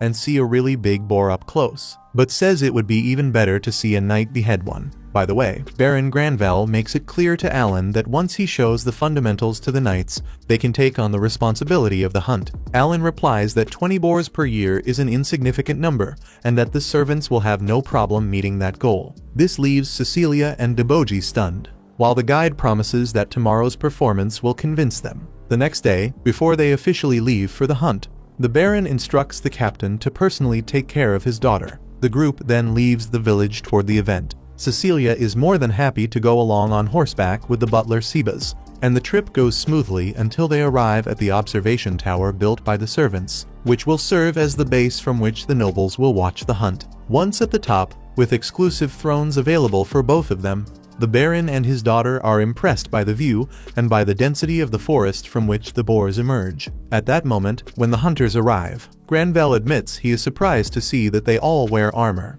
and Alan explains that they made good use of last year's boars, since the armor was made from the animal's fur, bones, and tusks. The boy even thanks Granvelle for granting permission for them to use those parts of the boar. Finally, the hunt begins. 3 hunters enter the forest running, and the Baron asks what they went to do. Alan explains that the objective of that trio is to draw a boar out into the field where the actual hunt will take place. And since speed is essential, they all wear very light armor. Although there are many boars in the forest, the guide asks for patience, since this is a job that can take time. In the middle of all this, Zenoff remembers Krina and says that a tutor will be sent the following spring to help the Sword Lord with her studies so she can enter the academy in the next exam. Honestly, Alan can't imagine that girl studying, but he assumes these people know what they're doing. Suddenly, one of the hunters responsible for drawing the prey appears in a rush with the boar right on his heels. Quickly, the tanks move in to box the animal in from the flanks with huge shields which, according to Alan, are made from the hardest part of the boar's hide, the part on its back. Meanwhile, Rodden orders the attack team to advance, followed by the Long Lance team. Alan explains that the Long Lance team is made up of the group's least experienced members, who only joined last year. At the same time, the attack team uses shorter spears, but since they expose themselves more, they wear heavier armor. Then Rodden strikes the beast directly in the neck, which is its most vulnerable spot. After that, Cecilia faints, unable to handle the spectacle. With the success of the event, Zenoff comments that these servants may not be knights, but they can certainly be called warriors, and the Baron recognizes the value and skill of these men in battle. With that said, 2 more boars are lured into the kill zone. Zenoff then orders Lebrand to be ready to intervene immediately, but Alan assures him there is no reason to panic, since the hunters are trained for this sort of situation. At the same moment, Rodden splits the group in 2 and puts Gerda in charge of the other team. While one boar is pressed between the hide shields, Alan thinks about how the hunters hadn't been able to carry out this task as well for the last 10 years, mainly because of the lack of proper armor and equipment. However, despite the enormous effort, 60% of the meat goes straight to the royal family, while the servants still trade days off to work elsewhere just to secure their basic needs. Obviously, there isn't much money left to invest in equipment, so the best path is to work on effective tactics to increase production and, step by step, obtain the supplies needed to raise the team's level. When the 2 boars are killed, Captain Zenoff remarks that now only 17 more are left until the end of the year. But Alan corrects him, saying that in truth, only 10 are left. Everyone looks at the boy in shock as he explains that 7 boars had already been hunted before the lords decided to grace the village with their presence, so it's likely the target will be reached by next month. Because of this, Zenoff rules out involving his knights in the hunts, and the boy is grateful, but taking advantage of the Baron's presence, Alan makes 2 humble requests. The first is the construction of 2 more containment shields to increase production. The second is that the hunters need products and goods that are not available in the village, more specifically, liquor. With the Baron's permission, the hunters would like to trade meat for this imported liquor to distribute among the servants, because as production increases and more meat arrives, there is a fear that abundance might reduce the price of this commodity in the village, and exchanging meat for liquor will help prevent an economic downturn. The boy is speaking about this drink in particular because hunters need to risk their lives to be effective, so it's necessary to keep everyone's morale high. Zenoff comments to the Baron that these demands are quite reasonable, so Granvelle grants the request and praises the guide's excellent work. On the other hand, when it's time to leave, Cecilia is not even slightly happy with the attention and recognition Alan received, and she tells the brat not to get too full of himself. She was so angry that she even lost her balance and almost fell off her horse, only being saved at the last second by the butler. In the next scene, Baron Granvelle had requested the presence of Alan, Rodden, and Gerda to personally thank them for the event, as well as to highlight their qualities as hunters. Not only that, he gifts both families with a rise in social status, meaning that from now on they will be considered commoners, not servants. Outwardly, Alan tries to hold back his emotions, while inside he is exploding with joy. After all, he has been dreaming of this moment for 8 years. And now that he can hunt outside the village limits, he already imagines paying a visit to the White Dragon Mountains. Moreover, Granvelle will grant the same title to every servant who has taken part in the hunts for at least 10 years. Finally, when reminded by the butler, the Baron says that, by order of His Majesty, Krina village will be used as a positive example for the rest of the kingdom. But first he must tell the king the story of how the hunts in this region began. Alan has no idea how this tradition started. So Gerda, knowing this story, carries some painful memories, for Rodden explains that everything began in the spring, 13 years earlier, when 100 servants from nearby villages were sent to help develop these lands as part of the recovery decree. After 6 months of hard work, they had already made significant progress, until disaster finally struck.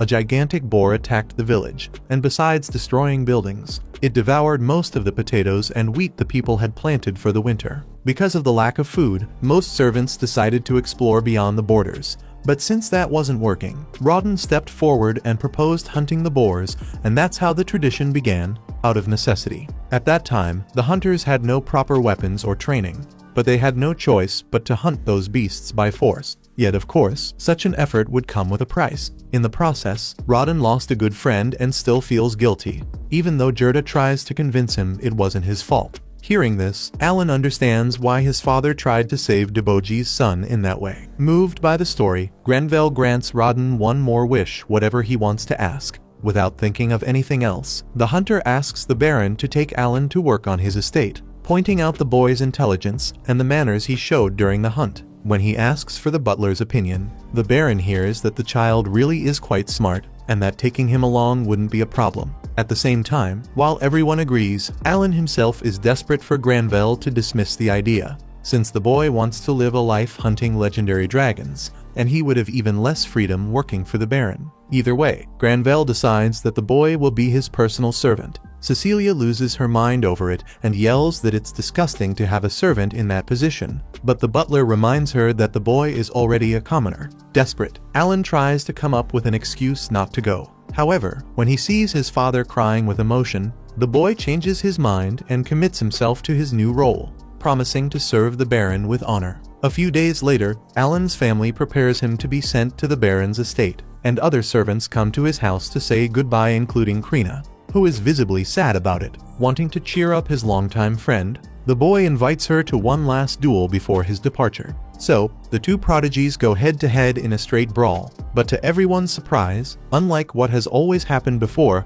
the boy is simply overpowering the Sword Lord in the duel. Alan reflects that he used almost all the magic stones he had stored to create 20 copies of Hawkins, giving himself a huge boost in agility. He also thinks about how Krina will leave the village to study at the academy when she turns 12 and will later take on some royal duty, so it's likely that they will never see each other again. At that moment, with a quick and clever maneuver, Alan subdues his rival, who cannot believe she lost. However, the boy declares it a draw, saying the tiebreaker will happen the next time they meet. Innocently, Krina believes she truly didn't lose, and Alan only said that to see the smile she always gives when she's happy. With the duel over, Mash starts crying again because his brother is leaving, while the older boy asks him to be brave and take care of their sister Mila. Then, Matilda and Gerda also say goodbye to him, remembering when he was still the size of his little sister, and now is heading off to such an important job. In the middle of all this, to Alan's surprise, Pelmoas and Dogora were hiding behind the fence, until the chief's son kicks his friend forward,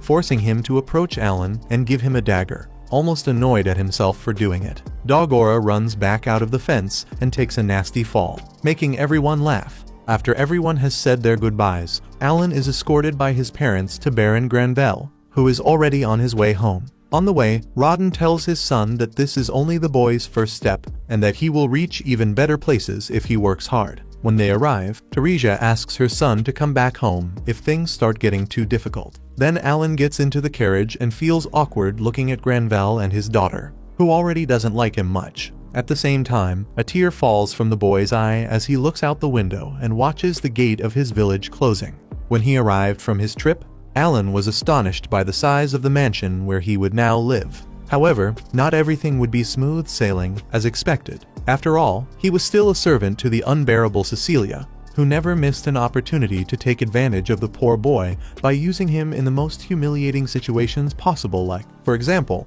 making him act as a ladder so she could reach some random fruit at the top of a tree. And as if that weren't enough, after stomping on the boy's shoulders and grabbing the food, the girl thought the bitter taste was awful. So she ordered the servant to go to the market and get something decent for her to eat. As helpful as ever, Alan didn't complain and accepted the task just fine. But his attention was completely stolen when the sky was filled by a gigantic magic ship, something the boy had never seen before in his life. He had heard Pelmoas mention that there were clocks and lamps powered by magic stones, but this was certainly new to him. The next morning, Alan woke up completely refreshed, even though his room looked like a basement piled with dust and spiderwebs.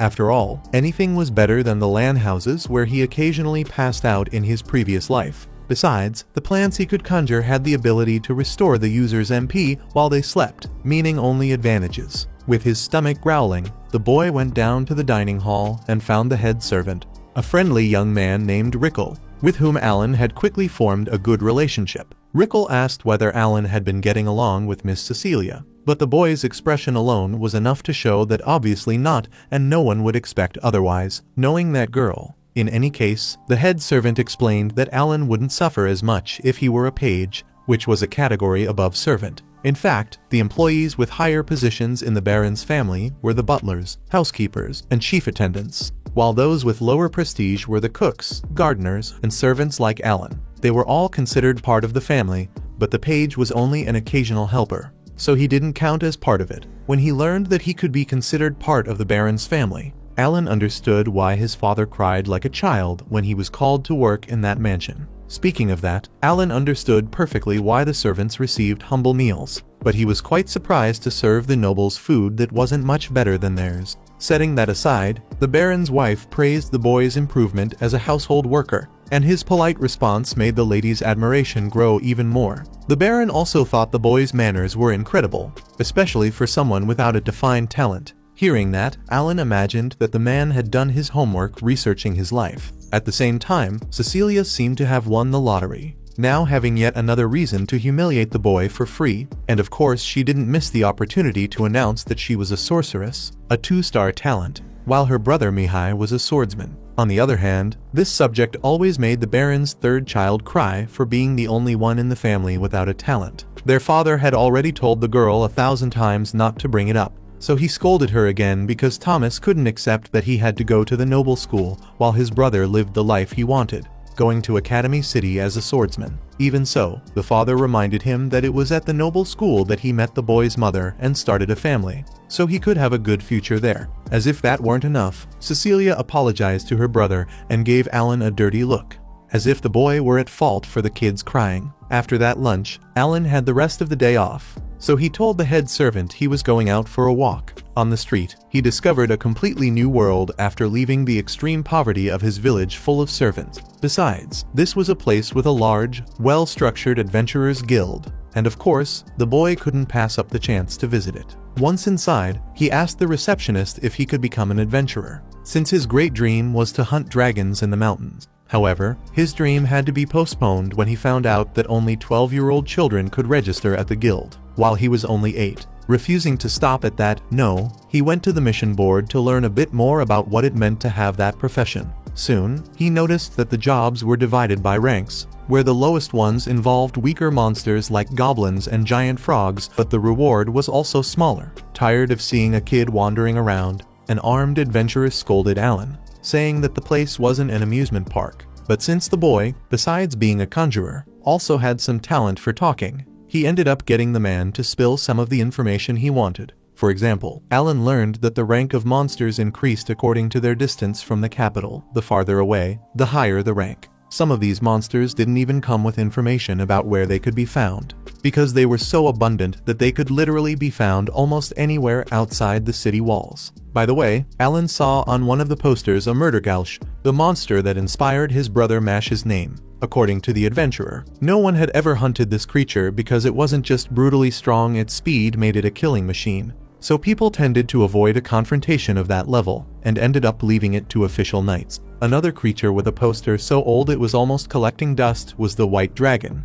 since the mountain where it lived was home to several mithril mines, making it an extremely valuable place. For that reason, the reward for defeating that dragon grew day after day and had been doing so for decades. At that moment, 2 women from the adventurer's party called him by the name Raven. After collecting the reward for today's job, they were ready to head for the tavern. After learning several things about monsters, Alan feels ready to put today's plan into practice. So he runs straight to the gate that leads outside the city. The gate is guarded by a soldier who controls who enters and who leaves. When the man asks for a travel permit, Alan shows him a baronial emblem, leaving the guard shocked, since he obviously didn't expect some random kid to be part of the Granville family. In fact, Alan himself had no idea this thing was so important. But if he managed to leave the city so easily, then it seems the emblem has its uses. In any case, the gate is open so the boy can enjoy his day off however he wants outside the walls. The guard warns him about the dangers beyond the city, and about the importance of having someone with him.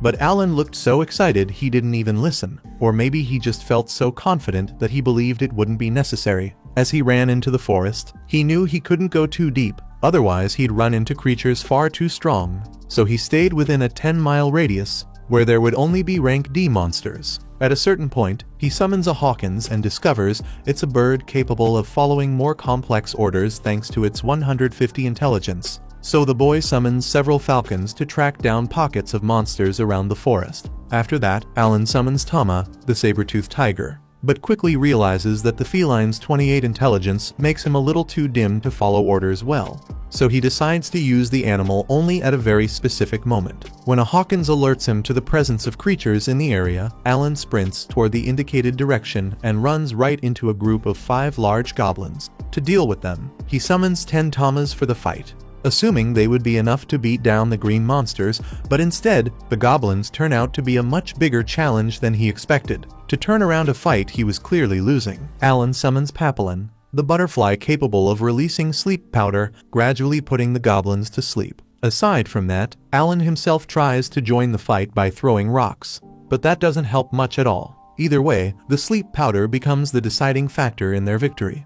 And after defeating the 5 goblins, Alan earns 1000 XP, since it's easier to hunt a group of goblins than larger creatures like the boars he faces in his village. The summoner likes this strategy and sends the Hawkins out to look for more monster clusters. And sure enough, Alan continues hunting until nightfall, ending the day having hunted 5 horned rabbits and 80 goblins, totaling 16,000 experience points and gaining 2 levels. Finally, he also discovers that Papillon's debuff has an 80% bonus against goblins, so she will always be extremely useful in this type of hunt. In short, this was without a doubt the best day off of his life, at least until he realized the Hawkins don't see well in the dark and couldn't guide him back home, turning the night into a small nightmare in the middle of a dense, pitch-black forest. 1 month after miraculously finding his way home, Alan uses another day off to buy a few iron balls he can throw during battles, since they will certainly do more damage than the rocks he had been using. After this time, Alan manages to go hunting 4 more times, eventually reaching level 12, and now he's already thinking of upgrading his equipment to tackle harder challenges in the future.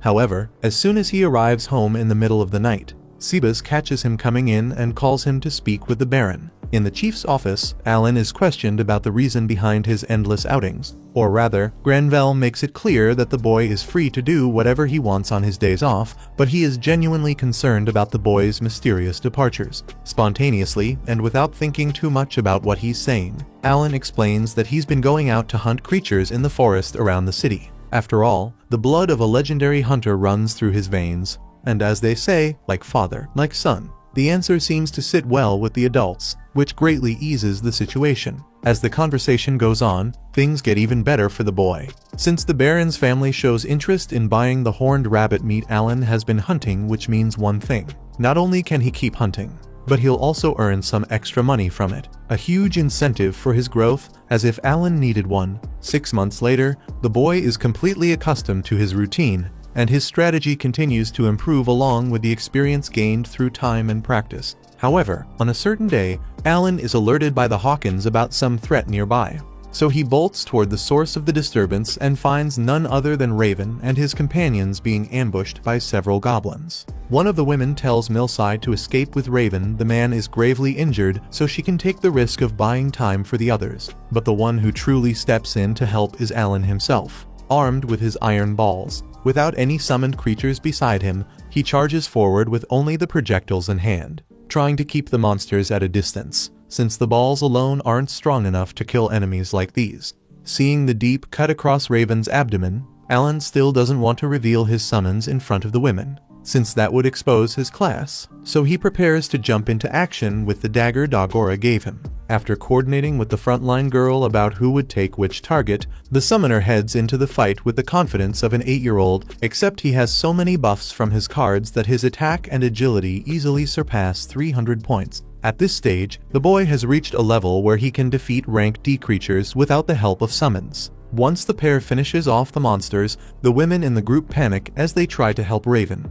But the priestess doesn't have enough mana points to heal the ally, who is dangerously close to death. Knowing the man wouldn't survive until they got back to the city, Alan offers medicinal herbs to help the adventurer, summoning his book behind his back so the girls won't see it. He takes from his inventory a life leaf he made using Beansy's ability, the healing bean. When the leaf is placed over the adventurer's wound, Raven recovers miraculously and gets up in an instant, fully conscious as he recognizes his companions Milsai and Rita. Not satisfied with having healed the man so well, Alan notices an injury on Rita too, and places a life leaf over it, causing instant regeneration and leaving the trio of adventurers stunned by the leaf's spectacular effect. With that done, the boy simply says goodbye and prepares to leave. But Raven, who now sees the kid in a much more respectful way after everything he did, at least wants to reward Alan, since he owes his life to the boy. Afraid that all this talking will ruin his goals for the day, Alan only asks them not to mention him to anyone, and since they offered help, he asks if they can collect rank E magic stones along the way, if possible. After all, ordinary adventurers don't need those stones for anything, but they're extremely valuable for a summoner like him. On the way to his next hunt, Alan reflects on how his father took almost a month to fully recover from his wounds with the Mueller's flower. Yet Raven improved immediately with the life leaf, which leads the boy to the following conclusion. Mueller's restores a certain amount of HP relative to a person's maximum, meaning it's a percentage-based healing item. The leaf, on the other hand, heals a fixed amount of life. He also notices he only gained 80% XP for each goblin he killed. That's because this time it was a group effort, apparently. Putting that aside, Alan summons Hawkins to scold him. After all, the order was that the Falcon should look only for groups of 5 goblins or more, but within a 3-mile radius. On the other hand, the animal's sad reaction when the boy asked if he had been worried about those people made Alan realize Hawkins was intelligent enough to feel empathy, which was a huge revelation for the human, who thought summons existed only to provide buffs and fight. But this shows they're much more than that. Happy with the level of complexity of the creatures created by Elmia, Alan apologizes for how strict he was and thanks Hawkins for being part of his group. In the next scene, poor Alan is once again being used as a step stool by Cecilia at the Baron's mansion, this time to reach a jar on a shelf, where an ingredient she needs to make cookies for her brother Mihai's visit is stored. However, Alan trips and falls along with the girl and the jar. Months later, during a dinner in December, Captain Zenoff praised the tasty meat that had been served at the table. According to Cecilia, it was horned rabbit meat hunted by Alan, and the captain pointed out that he couldn't expect anything less from Rodden's son. Speaking of which, he told Alan that Krina village had reached the goal of 20 giant boars. On the other hand, Thomas grumbled that even with all those boars hunted, his family hadn't received a single one this year, even though horse meat used to be their best dish during winter. Hearing that, Alan wondered if all the boars had been sent to the capital. While Baron Granville told his son not to be selfish, a scolding that certainly left Alan wondering how on earth a servant could be eating better than a baron's own child. Even so, the baron's wife lamented that the end-of-year festivities would lose some of their charm without that special meat. So Thomas asked the servant to hunt a white deer. Cecilia got annoyed because her brother could only give orders to the servant through her, which made Alan think that this girl must believe he's her pet. Their mother considered the request far too difficult, but the young servant assured them he would bring back a white deer, imagining it to be a rank sea creature like a boar, which could give him a good amount of XP. So, once he found time for his new task, the boy finished setting up a pitfall trap in a certain snowy part of the forest. Around that time, Hawkins found what the hunter had been looking for and led him to the white deer which, with its surprising size and ferocity, had wiped out a small group of goblins using its massive antlers. Facing his prey, Alan summoned the hoppers so they could use their taunt ability, gradually guiding the deer in the direction he wanted. The frogs would get close, use the technique to draw the animal toward them, then hop to the next spot and repeat the process. After several rounds of this, they managed to lure the deer into the trap. Alan had prepared a huge hole in the ground that left the animal unable to react. Hours later, the guards at the barony gate shouted that a monster was invading, and soon an entire squad of soldiers rushed to the entrance as fast as possible, armed with spears and clearly tense at the sight of the massive creature approaching Baron Granville's territory. To everyone's surprise, the white deer even seemed to be trying to say something, which was undeniably the strangest part of all. However, Alan crawled out from underneath the creature, complaining about how absurdly heavy the thing was. What he had actually been trying to say from under the deer was that he had brought this gift for Lord Thomas. The entire Baron's family appeared, stunned at what they were seeing, now thrilled to have something special to serve at the end-of-year celebration. As for Alan, he was grateful for the 2,500 experience points he had earned from the hunt. For his part, unable to understand how an 8-year-old could hunt a rank sea monster, Granville refused to believe the boy had no talent. So he ordered Sebas to investigate the matter more deeply. After that, Sebas spoke to Alan privately to announce that he had just been promoted to the position of official hunter of the barony, thanks to his recent displays of talent in this area. According to the butler, a hunter has two duties: hunting monsters to provide food for the family, and rescuing townspeople who are being attacked by creatures. Alan got excited thinking he could work and earn XP at the same time, and even more so when Sebas told him that his new pay would be 100 silver coins, double what he currently earned. Alan realized they preferred to give him a fixed monthly salary rather than paying per hunt, since a single white deer was clearly worth more than 100 silver coins. Still, all he could do was accept the offer, because he would still be able to take some time off to farm more goblins in the forest. On the other hand, he got a bucket of cold water when the butler explained that he would not work every day as a hunter. In fact, he would still continue serving Lady Cecilia, and would only need to act as a hunter once a week or something close to that. A piece of news that left the boy very disappointed. Days later, during the New Year march, Alan and Cecilia watched in awe as the magic ship carrying Nehal, the Baron's promising eldest son, slowly descended. Even though Alan understood that the thing was powered by magic stones, he still couldn't understand how it managed to fly. Cecilia asked Alan not to mention that she had baked cookies for her brother, since it was supposed to be a surprise. When Nehal stepped off the ship, she ran to give him a tight hug, but immediately complained that he had broken his promise to visit her during summer vacation. Nehal behaved calmly and kindly the entire time, and Alan noticed that the two seemed to get along well. Alan imagined Nehal must be around 14, since he was about to enter the academy, though he certainly looked older. He approached to welcome the Baron's eldest son and introduced himself as both hunter and personal servant of the family. So Nehal assumed that a boy so young with two roles like these must have considerable talent. Next, the swordsman gave his sister a souvenir he had bought in the capital, and the girl, overjoyed, pulled him along so he could tell her everything he had been experiencing while they ate cookies. As they left, Alan thought of his own family and hoped Mash and Mila were doing well back home. Sometime later, the hunter returned to his duties by taking down a strangely colored chicken in the forest, wrapping up the day's work. After that, he impressed the head of the family again by bringing the giant frog he had requested, something that would certainly put a big smile on young Nehal's face. Speaking of which, Rickle told Alan that Nehal and Zenoff were dueling at that very moment. In the training arena, the young swordsman faces the captain of the knights in an incredible match.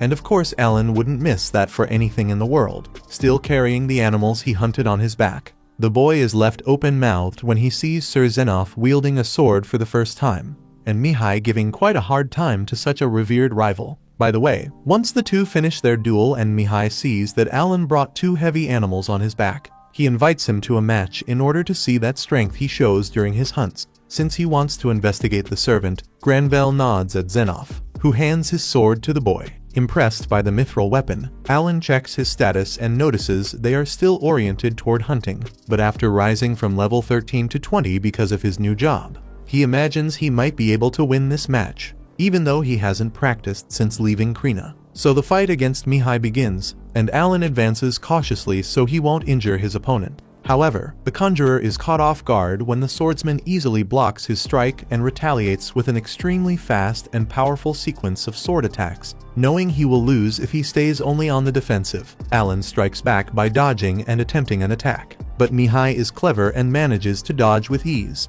From that moment on, the conjurer feels this duel will be much harder than he expected. Mihai's mother becomes worried for her son, but Zenoff reminds her that the boy spent the whole year training at the renowned city academy, so there's no chance he will lose this match. Indeed, Mihai disarms Alan and ends the fight.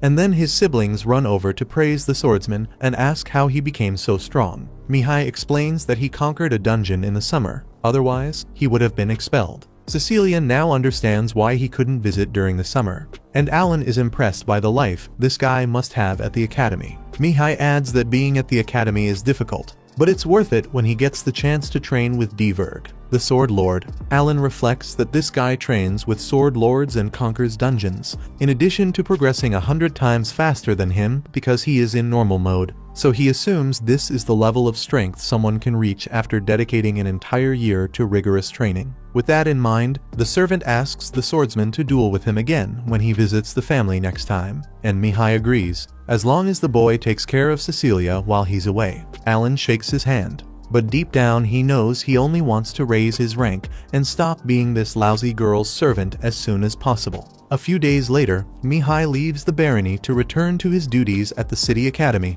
the place where Krina, Dogora, and Cecilia will also go one day. In April of that year, a viscount named Carnal visits Granvelle. During a conversation at the dinner table, the Baron seemed uncomfortable with the man's presence. At one point, Alan serves the viscount a piece of meat and remembers when Rickle told him that this man rules the neighboring fief on the other side of the White Dragon Mountains, and that his title is one step above Baron. According to what the head servant heard, Carnal took a magical ship just to come from the royal capital to Granvelle's barony for some unknown reason, which is strange, since the Granvelles and the Carnals have had a strong feud for centuries. Upon tasting the food, Carnal enthusiastically comments that this must be the famous boar meat he heard so much about. Granvelle asks Alan to confirm, which he does, but both know this is just horned rabbit meat, since they wouldn't waste their best food on this fool. Alan knows how much Granvelle despises the Viscount, since this is the guy who drew the king's attention to the boar hunts, which was probably the factor that made the crown demand all the meat for itself.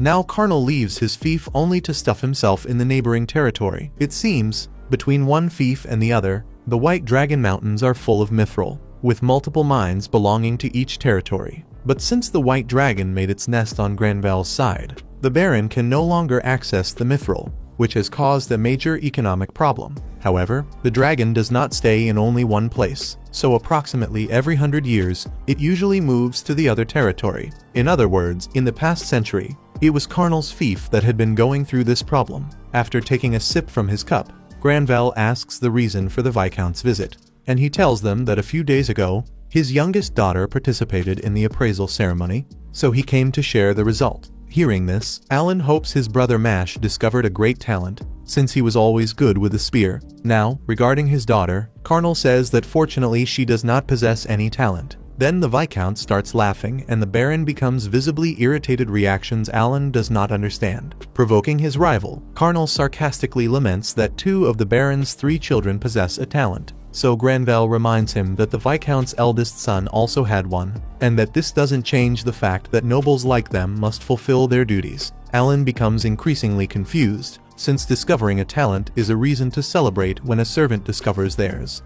But nobles seem to have some serious problem with it, and the Viscount apparently came all the way from the Oak House just to rub in the Baron's face that his daughter has no talent at all. Months later, at the beginning of October, on one of Alan's days off, the boy is at a table with his adventurer friends to tell them he was thinking of hunting a little farther from the city this time. So he would like them to give him some tips on how to hunt rank C monsters. Of course, the kid didn't tell anyone this, but the truth is he has already killed around 10,000 goblins, so there shouldn't be any left nearby, and rank D monsters no longer fill his stomach. Before anything else, Rita takes the boy to a weapon shop so he can strengthen his equipment, since she intends to raise the level of their hunts. Because Alan had said he wanted something that wouldn't restrict his movements, the woman first tries a stylish pink skirt on him. But Milsize seems to have a better idea and recommends a red cape with a spider web symbol. Sometime later, wearing that cape out in a field, Alan is now concerned about getting a new weapon. But only after he hunts a rank C monster. His enhancement skill is at level 5, which basically doubles the buff status of his summoned creatures, and he's eager to test his capabilities. When Hawkins appears after finding a creature, Alan is taken to an orc who is sleeping like an angel with a spear in his hand. Without wasting time, he summons an entire group of Tamas to take down the monster. For a moment, it looked like the orc might be able to react against all those giant felines, but the fight quickly turned out to be just as easy as expected, and after defeating the enemy, the summoner earned 1500 XP, along with the joy of discovering that he no longer needed to hunt rank C monsters using traps. On the other hand, the boy tries to stay humble, since he still has a long road ahead before reaching Mihai's strength. Right after that, Hawkins reports the location of another rank C monster, this time an armored ant. Alan remembers that Raven almost died when he was surrounded by a group of these creatures, so he stays alert for the challenge. The summoner sends his battalion of Tamas, but their claws can't break through the ant's armor, and the insect easily defeats the feline. So Alan sends 2 papillons to put the enemy to sleep, which ends up working. But when the boy climbed onto the ant's belly to tear out its magic stone, its shell was far too tough to be pierced by his dagger. Still, the scare he got when the creature woke up, along with the fear of dying, made him manage to kill it in desperation and earn 3000 XP. Even so, the ant's belly wouldn't open no matter what. So Alan considers the possibility of using magic against its armor, since his intelligence is so high. In the next scene, Cecilia asks whether Alan really wants this 1-year gift of servitude, and he confirms that he does. With a teacher available to him, the boy wants to know whether he has any aptitude for casting spells. Cecilia points out that it's impossible without a talent, but when the mage places a crystal ball on the table to test the boy's capability, Alan doesn't think twice and places both hands around the sphere to find out whether he has what it takes to become a sorcerer. However, the magical object doesn't respond to his presence, which makes him believe that all those intelligence points are useless.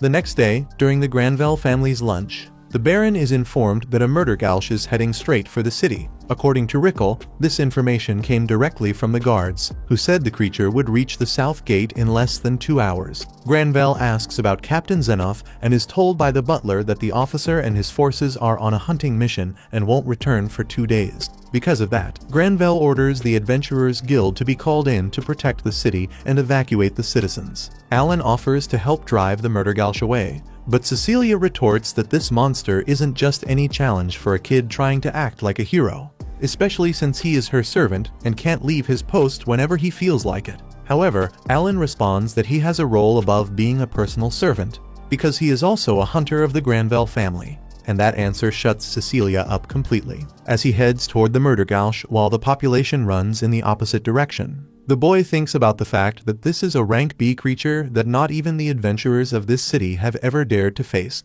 On top of that, Alan spent all his MP this morning farming XP, so he needs to recover first if he wants a chance. As he picks up speed, the guards order the gate to be closed, but a man begs for help to rescue his wife and daughter who are trapped in a carriage outside. At that moment, Alan finally sees the Murdergausch in person for the first time, and the monster is about to devour the 2 women inside the vehicle right beside it. Showing tremendous courage, Alan takes an iron ball from his inventory and throws it into the creature's left eye, causing massive damage and preventing it from using that eye for now. The guards and adventurers warn the kid that this is not a game, but besides knowing perfectly well how serious the situation is, Alan still taunts the beast with insults and another throw. His idea is to get the Murdergausch's attention and lure it to White Dragon Mountain. and the bait is simply himself. Definitely a courageous act the Granville barony will never forget. In fact, the one who can't forget what he's doing is Alan himself, unless he wants to become troglodyte food. Looking at his status book, he notices his mana points are still at 0, which means things are about to get bad. After dodging a punch while fleeing and rolling across the ground, the boy finds himself sitting in front of a smiling murdergauch. In reality, it's obvious the monster is playing with a human, since one of its traits is being as evil as it is sadistic. On the other hand, the player's MP has just filled back up, so now he has a chance. First, Alan deletes all copies of the beans and tamas to create 34 copies of Papillon, stacking a total of 36 to gain a huge bonus to agility and endurance, giving him the speed and stamina to keep serving as bait. And sure enough, Alan starts running again while drawing the murdergauch right behind him. Now that he's far from the city, he doesn't need to worry about revealing his cards, so he casts 3 papillons to make the monsters sleep.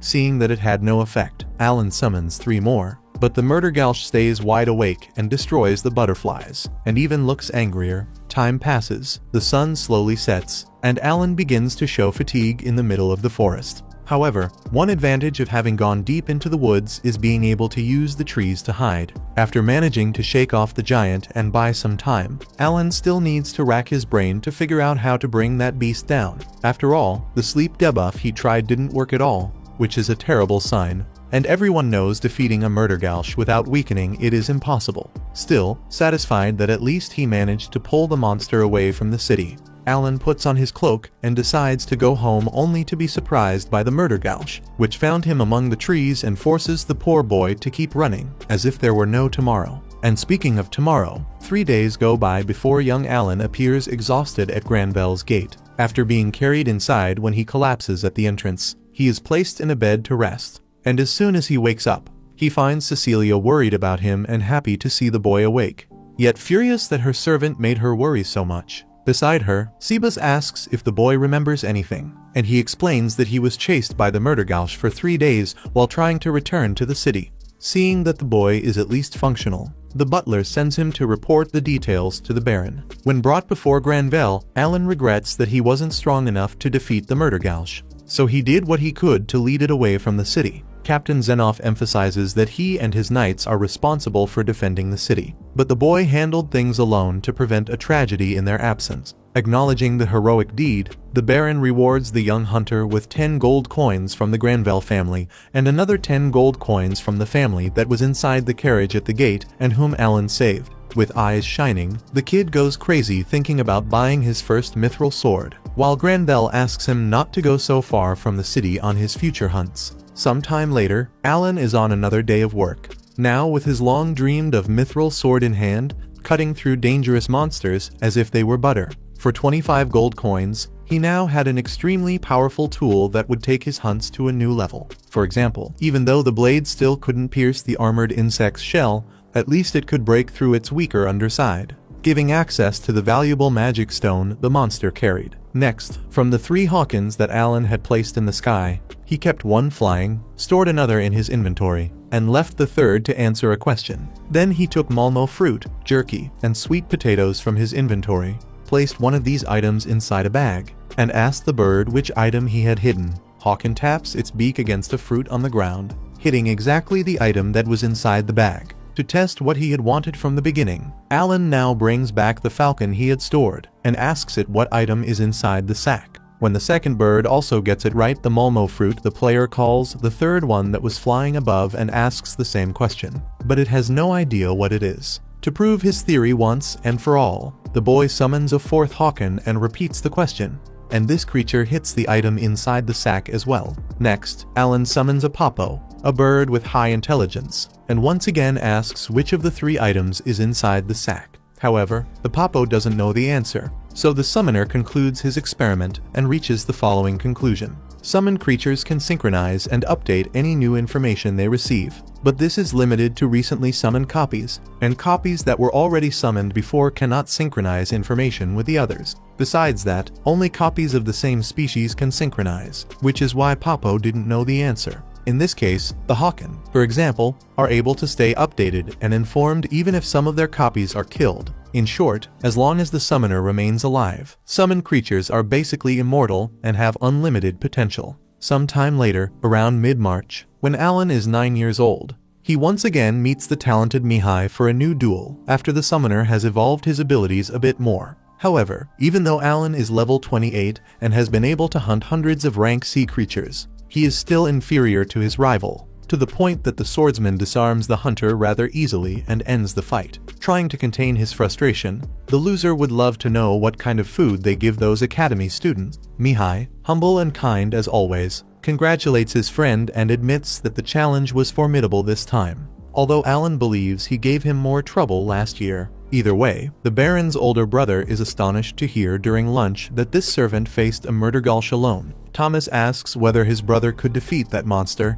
and Nehal readily admits he would have no chance against a rank B enemy. In the middle of this, a soldier rushes into the dining hall to inform the Baron that the white dragon has migrated. Hearing that, all Alan can think about is that this dragon is a monster with 1,000 gold coin reward. While everyone in the room becomes extremely agitated, the soldier reports that the winged creature has left its nest within the Granville barony and is now heading to carnal territory. There couldn't have been better news for the Baron, who can now resume mithril extraction in the mountains after a century of the white dragon occupying his land, which prevented mining operations. From today on, Granville will be able to recover its people's former glory with a new financial boom. But before anything else, Captain Zenoff recommends locating the dragon's nest before returning to the 4 mithril mines, knowing that they will also need to eliminate the monsters that exist along the path from the city to the mines. Nehal can't wait to join his father's warriors, but Zenoff rejects that possibility immediately,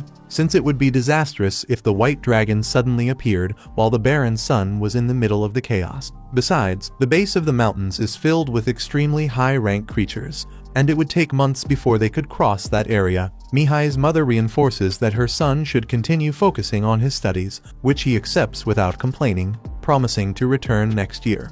Alan, on the other hand, wants nothing more than to complain about the situation, since he will have no chance to gain more XP if all the surrounding monsters are wiped out. To prevent that from happening, he needs a plan. The next day, he goes far away from the city with his mana points at maximum, after raising his conjuration level to 5 and his expansion level to 4, and after acquiring the sharing skill. For him, it is quite an achievement, since it took him 2 years just to raise conjuration from level 1 to 2. In any case, it's true that he now needs 30 million experience points to level up, but there's no point complaining when the player himself chose Hell mode. Checking his expansion skill, Alan gained 10 more card slots in his inventory, totaling 50 in other words, even more stacking buffs. Besides that, he summons a Hawken to test his new sharing ability. When he tells the Falcon to use the skill, he begins to see himself through the bird's eyes, that is, he is sharing the same vision through one eye, meaning Alan can use one eye for his own vision and the other to see what Hawken sees. When he orders the Falcon to fly high,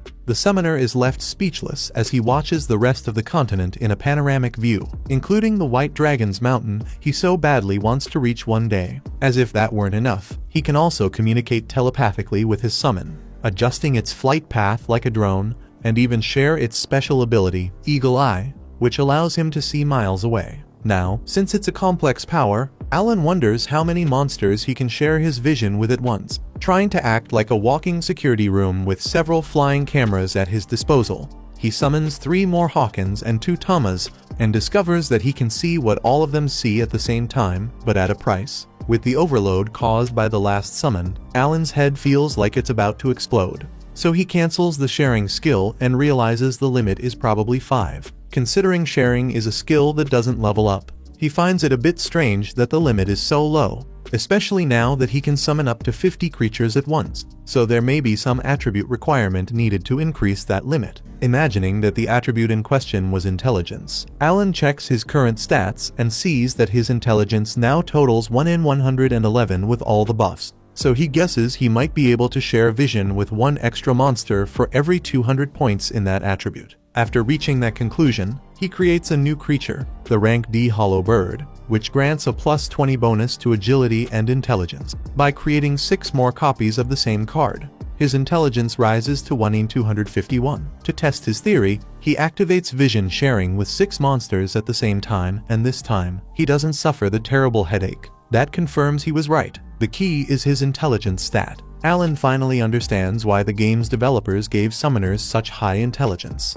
Eager to see which rank D monsters he still hadn't created, he summons the remaining 5 creatures. With the exception of Tattertot, all of them have more than 100 intelligence, which likely means they can understand what the summoner says. Combining that with his ability to share vision, Alan has a brilliant idea. He can use his own summons to hunt monsters and farm XP. Without wasting time, he tests Spidey the spider and its extremely sticky web against an armored ant. Once the ant is immobilized, Teddy the bear charges in and smashes through its shell with its fangs. Then Brawn the knight steps forward, using his huge shield to tank the enemy's counterattacks, and Fillet the fish is launched to provide a powerful buff to the whole team, giving them the strength needed to defeat several armored ants. After the fight, Alan still hasn't used Tattertot for obvious reasons, since the creature looks like a potato with leukemia, but mainly because its role seems to be restoring the summoner's MP, which the name itself suggests. To confirm this, the boy uses the monster's special ability, Magic Sprout,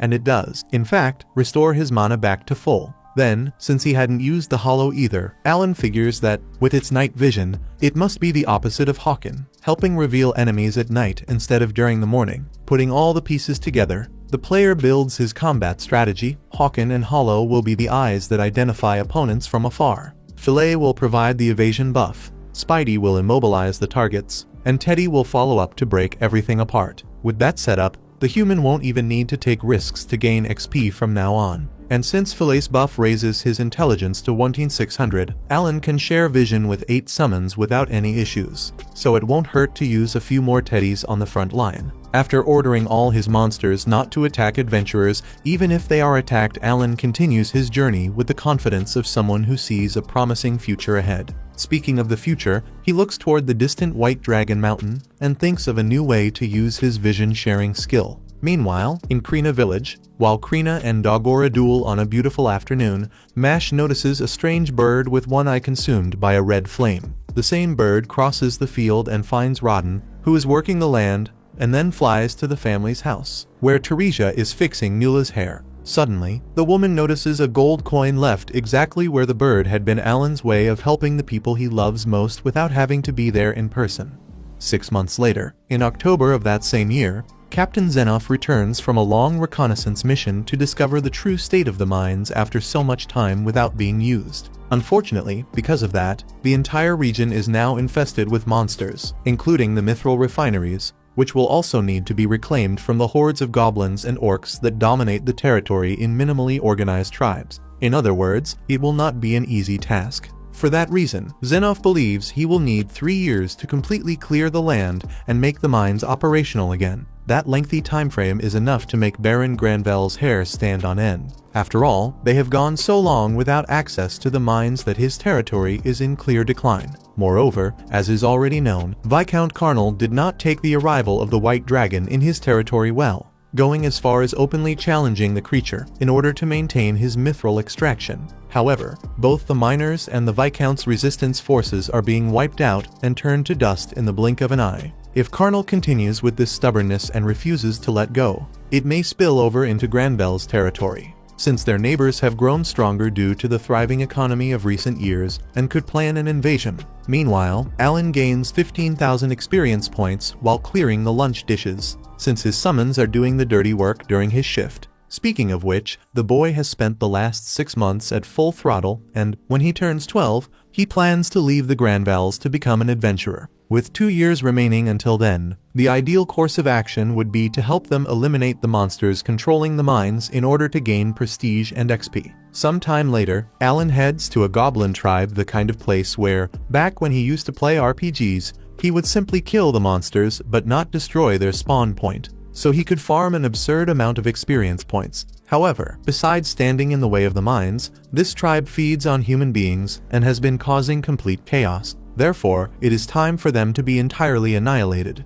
and that is precisely why the summoner is there. With his bears, he is capable of putting up a strong frontline fight, while his spiders are extremely useful with their webs, which are fired from a distance and can neutralize enemy archers. Faced with such an overwhelming beating, the goblins attempt to flee, but the summoner knows exactly what he is doing and has already blocked the only possible exit, cornering the monsters once and for all. As his tribe approaches destruction, the Goblin King appears with his crown and his size larger than average. But none of that is enough to intimidate the teddies. The advantage is so great that the supreme leader of the enemies is nothing more than just another challenge. After finishing off the tribe, Alan gains nearly 9,000 experience points. His next step is to advance toward the territory that is currently controlled by the goblins. But at some point he will reach the orcs' domain, and that is where things will truly get serious. Sometime later, during the New Year's march, Mihai lands in Granvelle to visit the family as always. However, instead of his characteristic smile, the young swordsman seems shaken for some reason, even though he has just graduated from the academy. Like in the old days, he invites Alan to a duel, the kind of fight the summoner can hardly wait for, since it is truly challenging and a real way to test his potential. By this point, everyone in the family has noticed that Mihai seems stranger than usual, everyone except Alan. Perhaps because of his excitement to face such a powerful rival. Now that he is 10 years old, Alan no longer has age restrictions on his stats, which means he can now accumulate 100% of the buffs from his cards. With 30 copies of Spidey and 20 of Teddy, the boy is at his peak and believes this is finally his chance to defeat the opponent who has been stuck in his throat for so long. However, when the duel truly begins, Alan gradually realizes that not even his buffs are capable of making him faster than Mihai Granvelle, no matter how hard he tries. Moreover, each blow from his opponent feels like being struck by a different brick, delivered with a power the young hunter simply cannot withstand. After a brief exchange of sword strikes, Mihai disarms Alan and wins the match without much difficulty, unable to believe how easily he was defeated. The servant considers lowering his strength buffs to increase his speed and surpass Mihai in that regard, but if he barely managed to block with his current strength, imagine if he reduced that attribute even further. In any case, as always, the Baron's son is extremely kind with his words and praises his opponent's performance. However, his strange behavior returns when he does not even greet Alan properly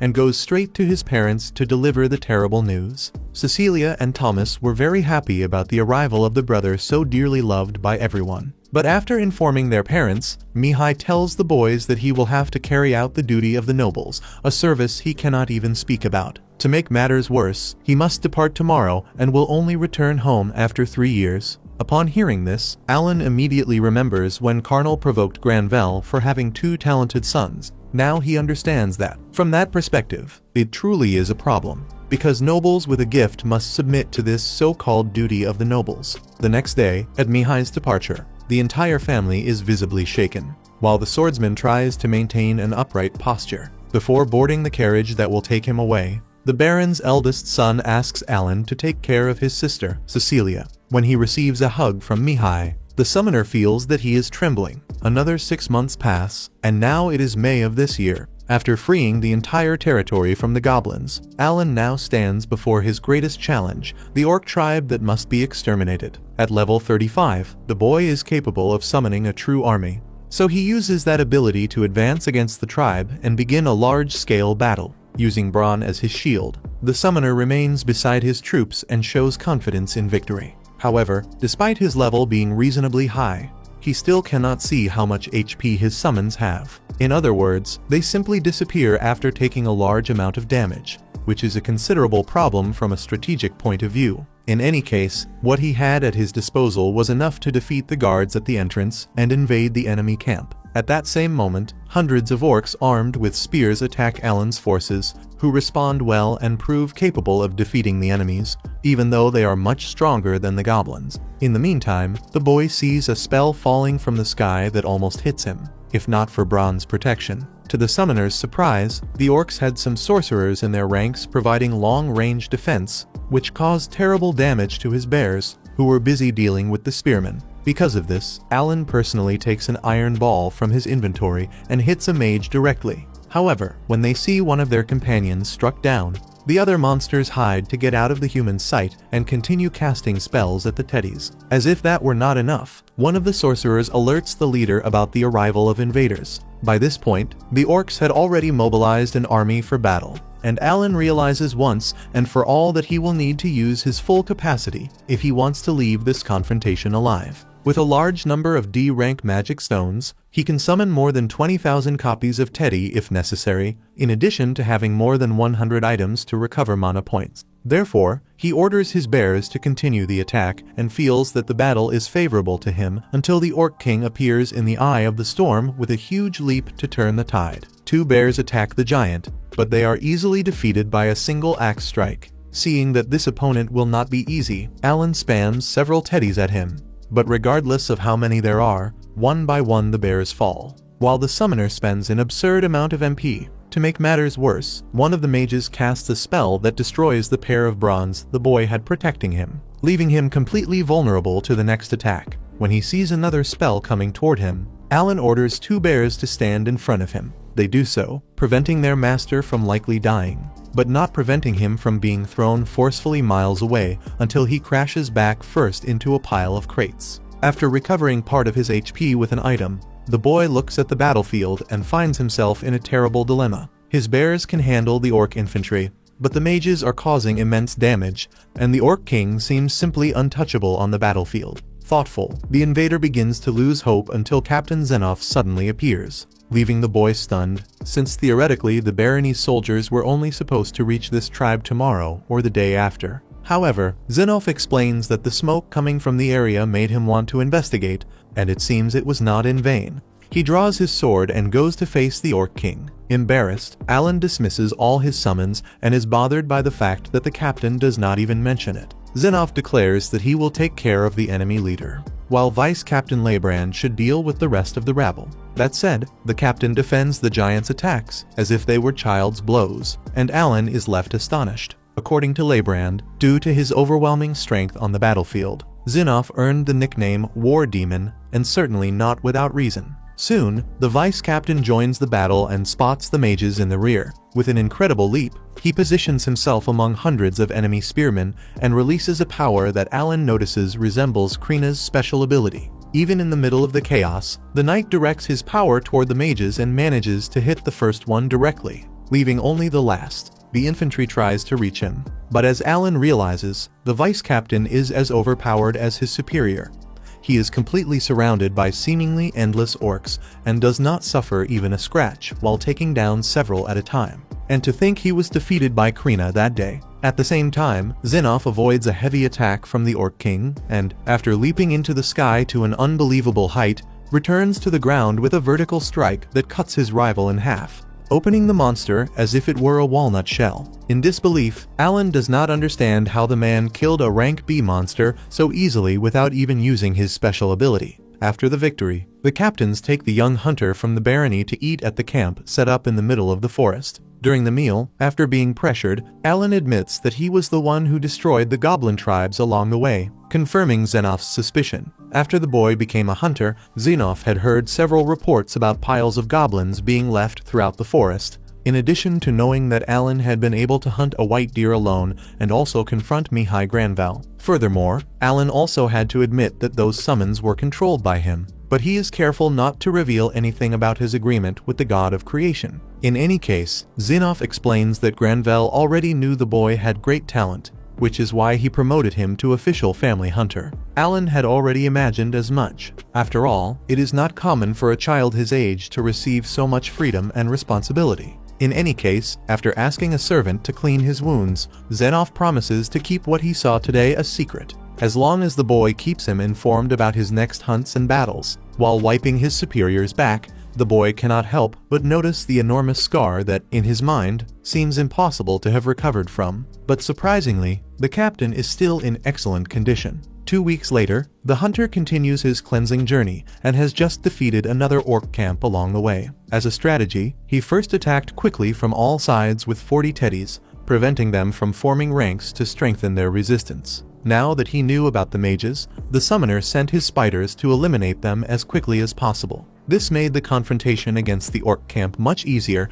and earned him 335,000 experience points, simply 7 times more than an entire goblin tribe. After failing in the previous battle, Alan, proud of himself, learned how to deal with the enemies he had encountered and developed an effective tactic to eliminate risk and secure victory. In September, royal messengers arrived at the Granval barony to deliver a letter to the Baron, one that would change the entire family forever. While carrying out his mission, to which he remained loyal until the very end, Mihai unfortunately lost his life. Furious, Granvelle questioned how the hell this could have happened in just 6 months, then accused his superiors of having used Mihai as cannon fodder because of the family's low noble status. The messenger asked whether that was the accusation he wished to bring before the king, which made the baron swallow hard. The visitors then left, leaving the Granvelles in their grief. At that very moment, Alan remembered the strange way Mihai had been acting that day, trembling and asking the hunter to take care of his sister, as if he had known he was going to die.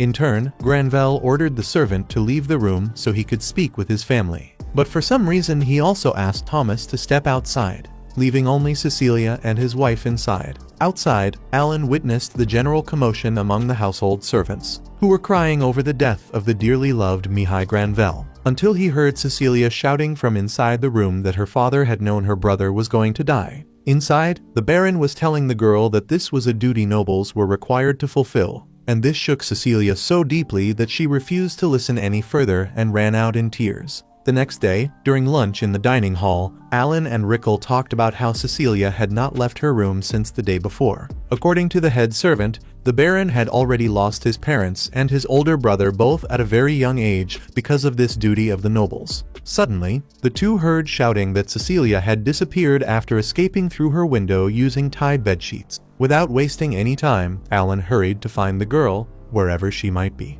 Hours later, in the middle of the night, Cecilia is so tired that she can barely walk properly anymore. Filled with sorrow, she laments her brother's death as she remembers the letter he sent, in which he said he would be assigned to a complicated mission that he felt he would not return from alive. In the meantime, an owl with glowing eyes watches the girl's every movement, until Alan appears after discovering his mistress's location through one of his summons. She asks whether the boy came to take her back home, and he replies that his job is always to serve Cecilia, not to give her orders. Since that is the case, she tells him to go home. However, taking advantage of the fact that her stomach has just growled, the servant secretly takes a malmo fruit from his inventory and offers it along with some bread and a drink, delighting his mistress, who does not make a fuss about eating the food. As she eats, she cries and tries to convince him that something just got into her eye. At the same time, she vents to him, asking whether Mihai was truly strong. Alan recalls that he never managed to defeat him,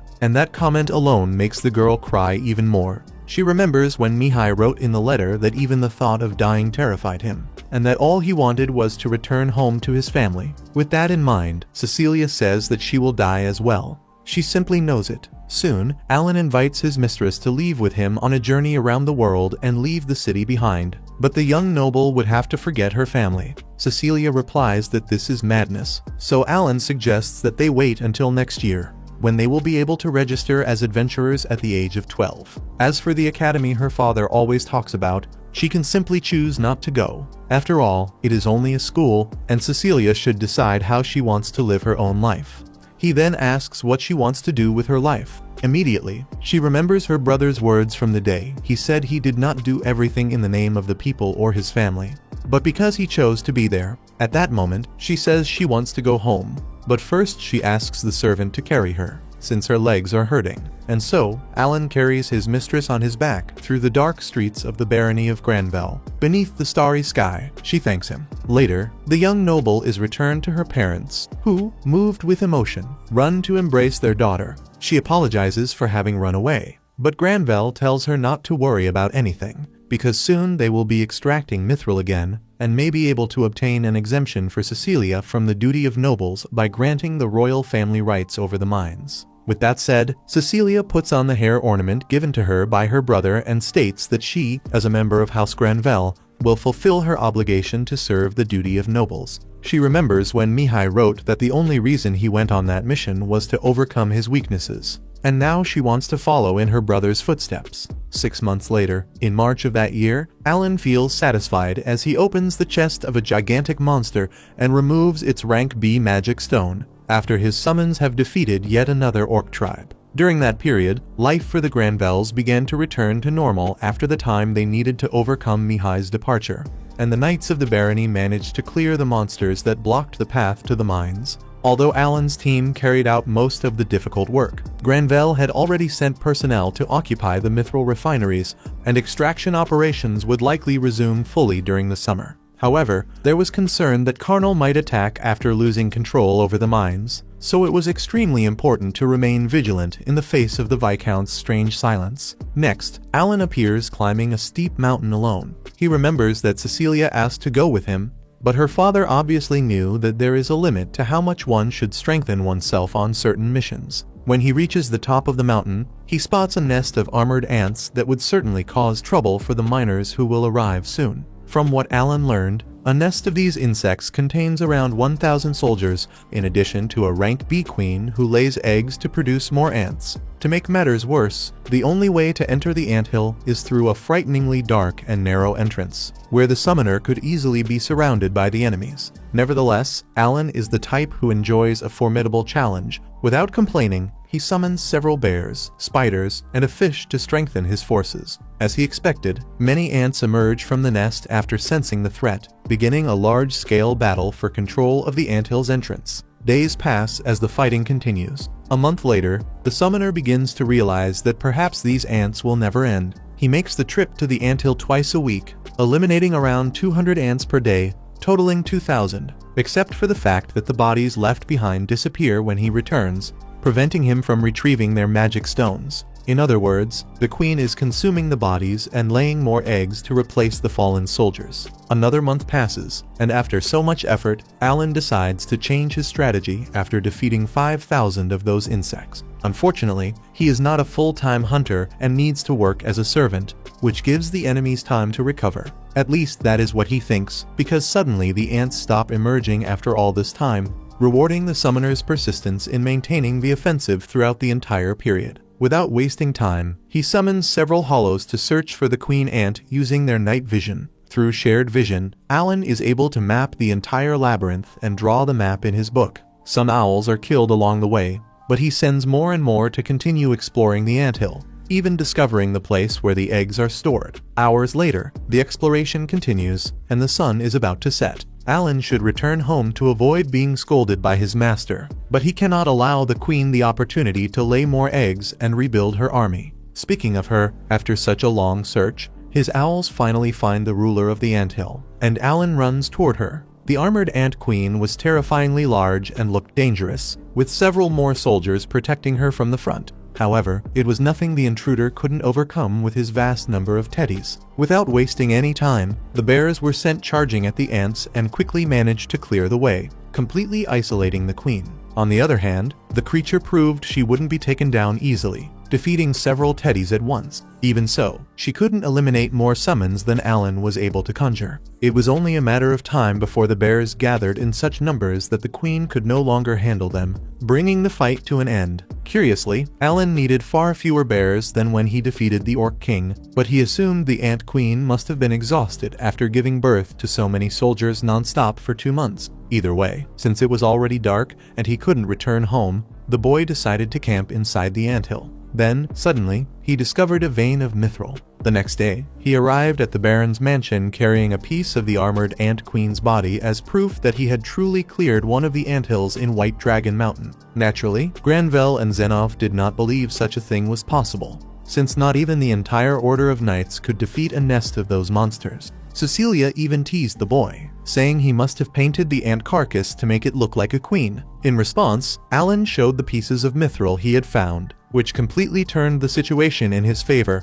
and proved that he had indeed gone to the mountains. Granvelle immediately summoned the servant to give more details about his excursion, and Alan handed over the map he had drawn of the mine's location and its entire interior. Impressed by the discovery of a previously unseen mithril vein, his master granted him 30% of the extraction rights to that mine. Honestly, Alan did not understand what that meant. Sebas simply asked him to be patient, saying that in a few years he would understand the importance of what he had just achieved. Months later, in October, Alan had already turned 12. The mithril mines were being explored again after a century, although extraction from the vein he discovered would only begin next year. Working peacefully at his master's estate, the servant no longer had to worry about nearby monsters or money, since he had secured a share of the extraction profits. Even so, he felt he was not on the right path. His goal was to play on hell mode, not to settle into a comfortable and serene life. Therefore, he decided it was time to broaden his horizons. In the middle of this, Rickle complained that the royal messenger had returned for some reason, so Alan went to see what was happening. When receiving the messenger, Granvelle saw Viscount Carnal standing beside him in person. Upon learning that the mines had resumed operations, Carnal presented a proposal to Baron Granvelle. In the document, the king proposed to settle once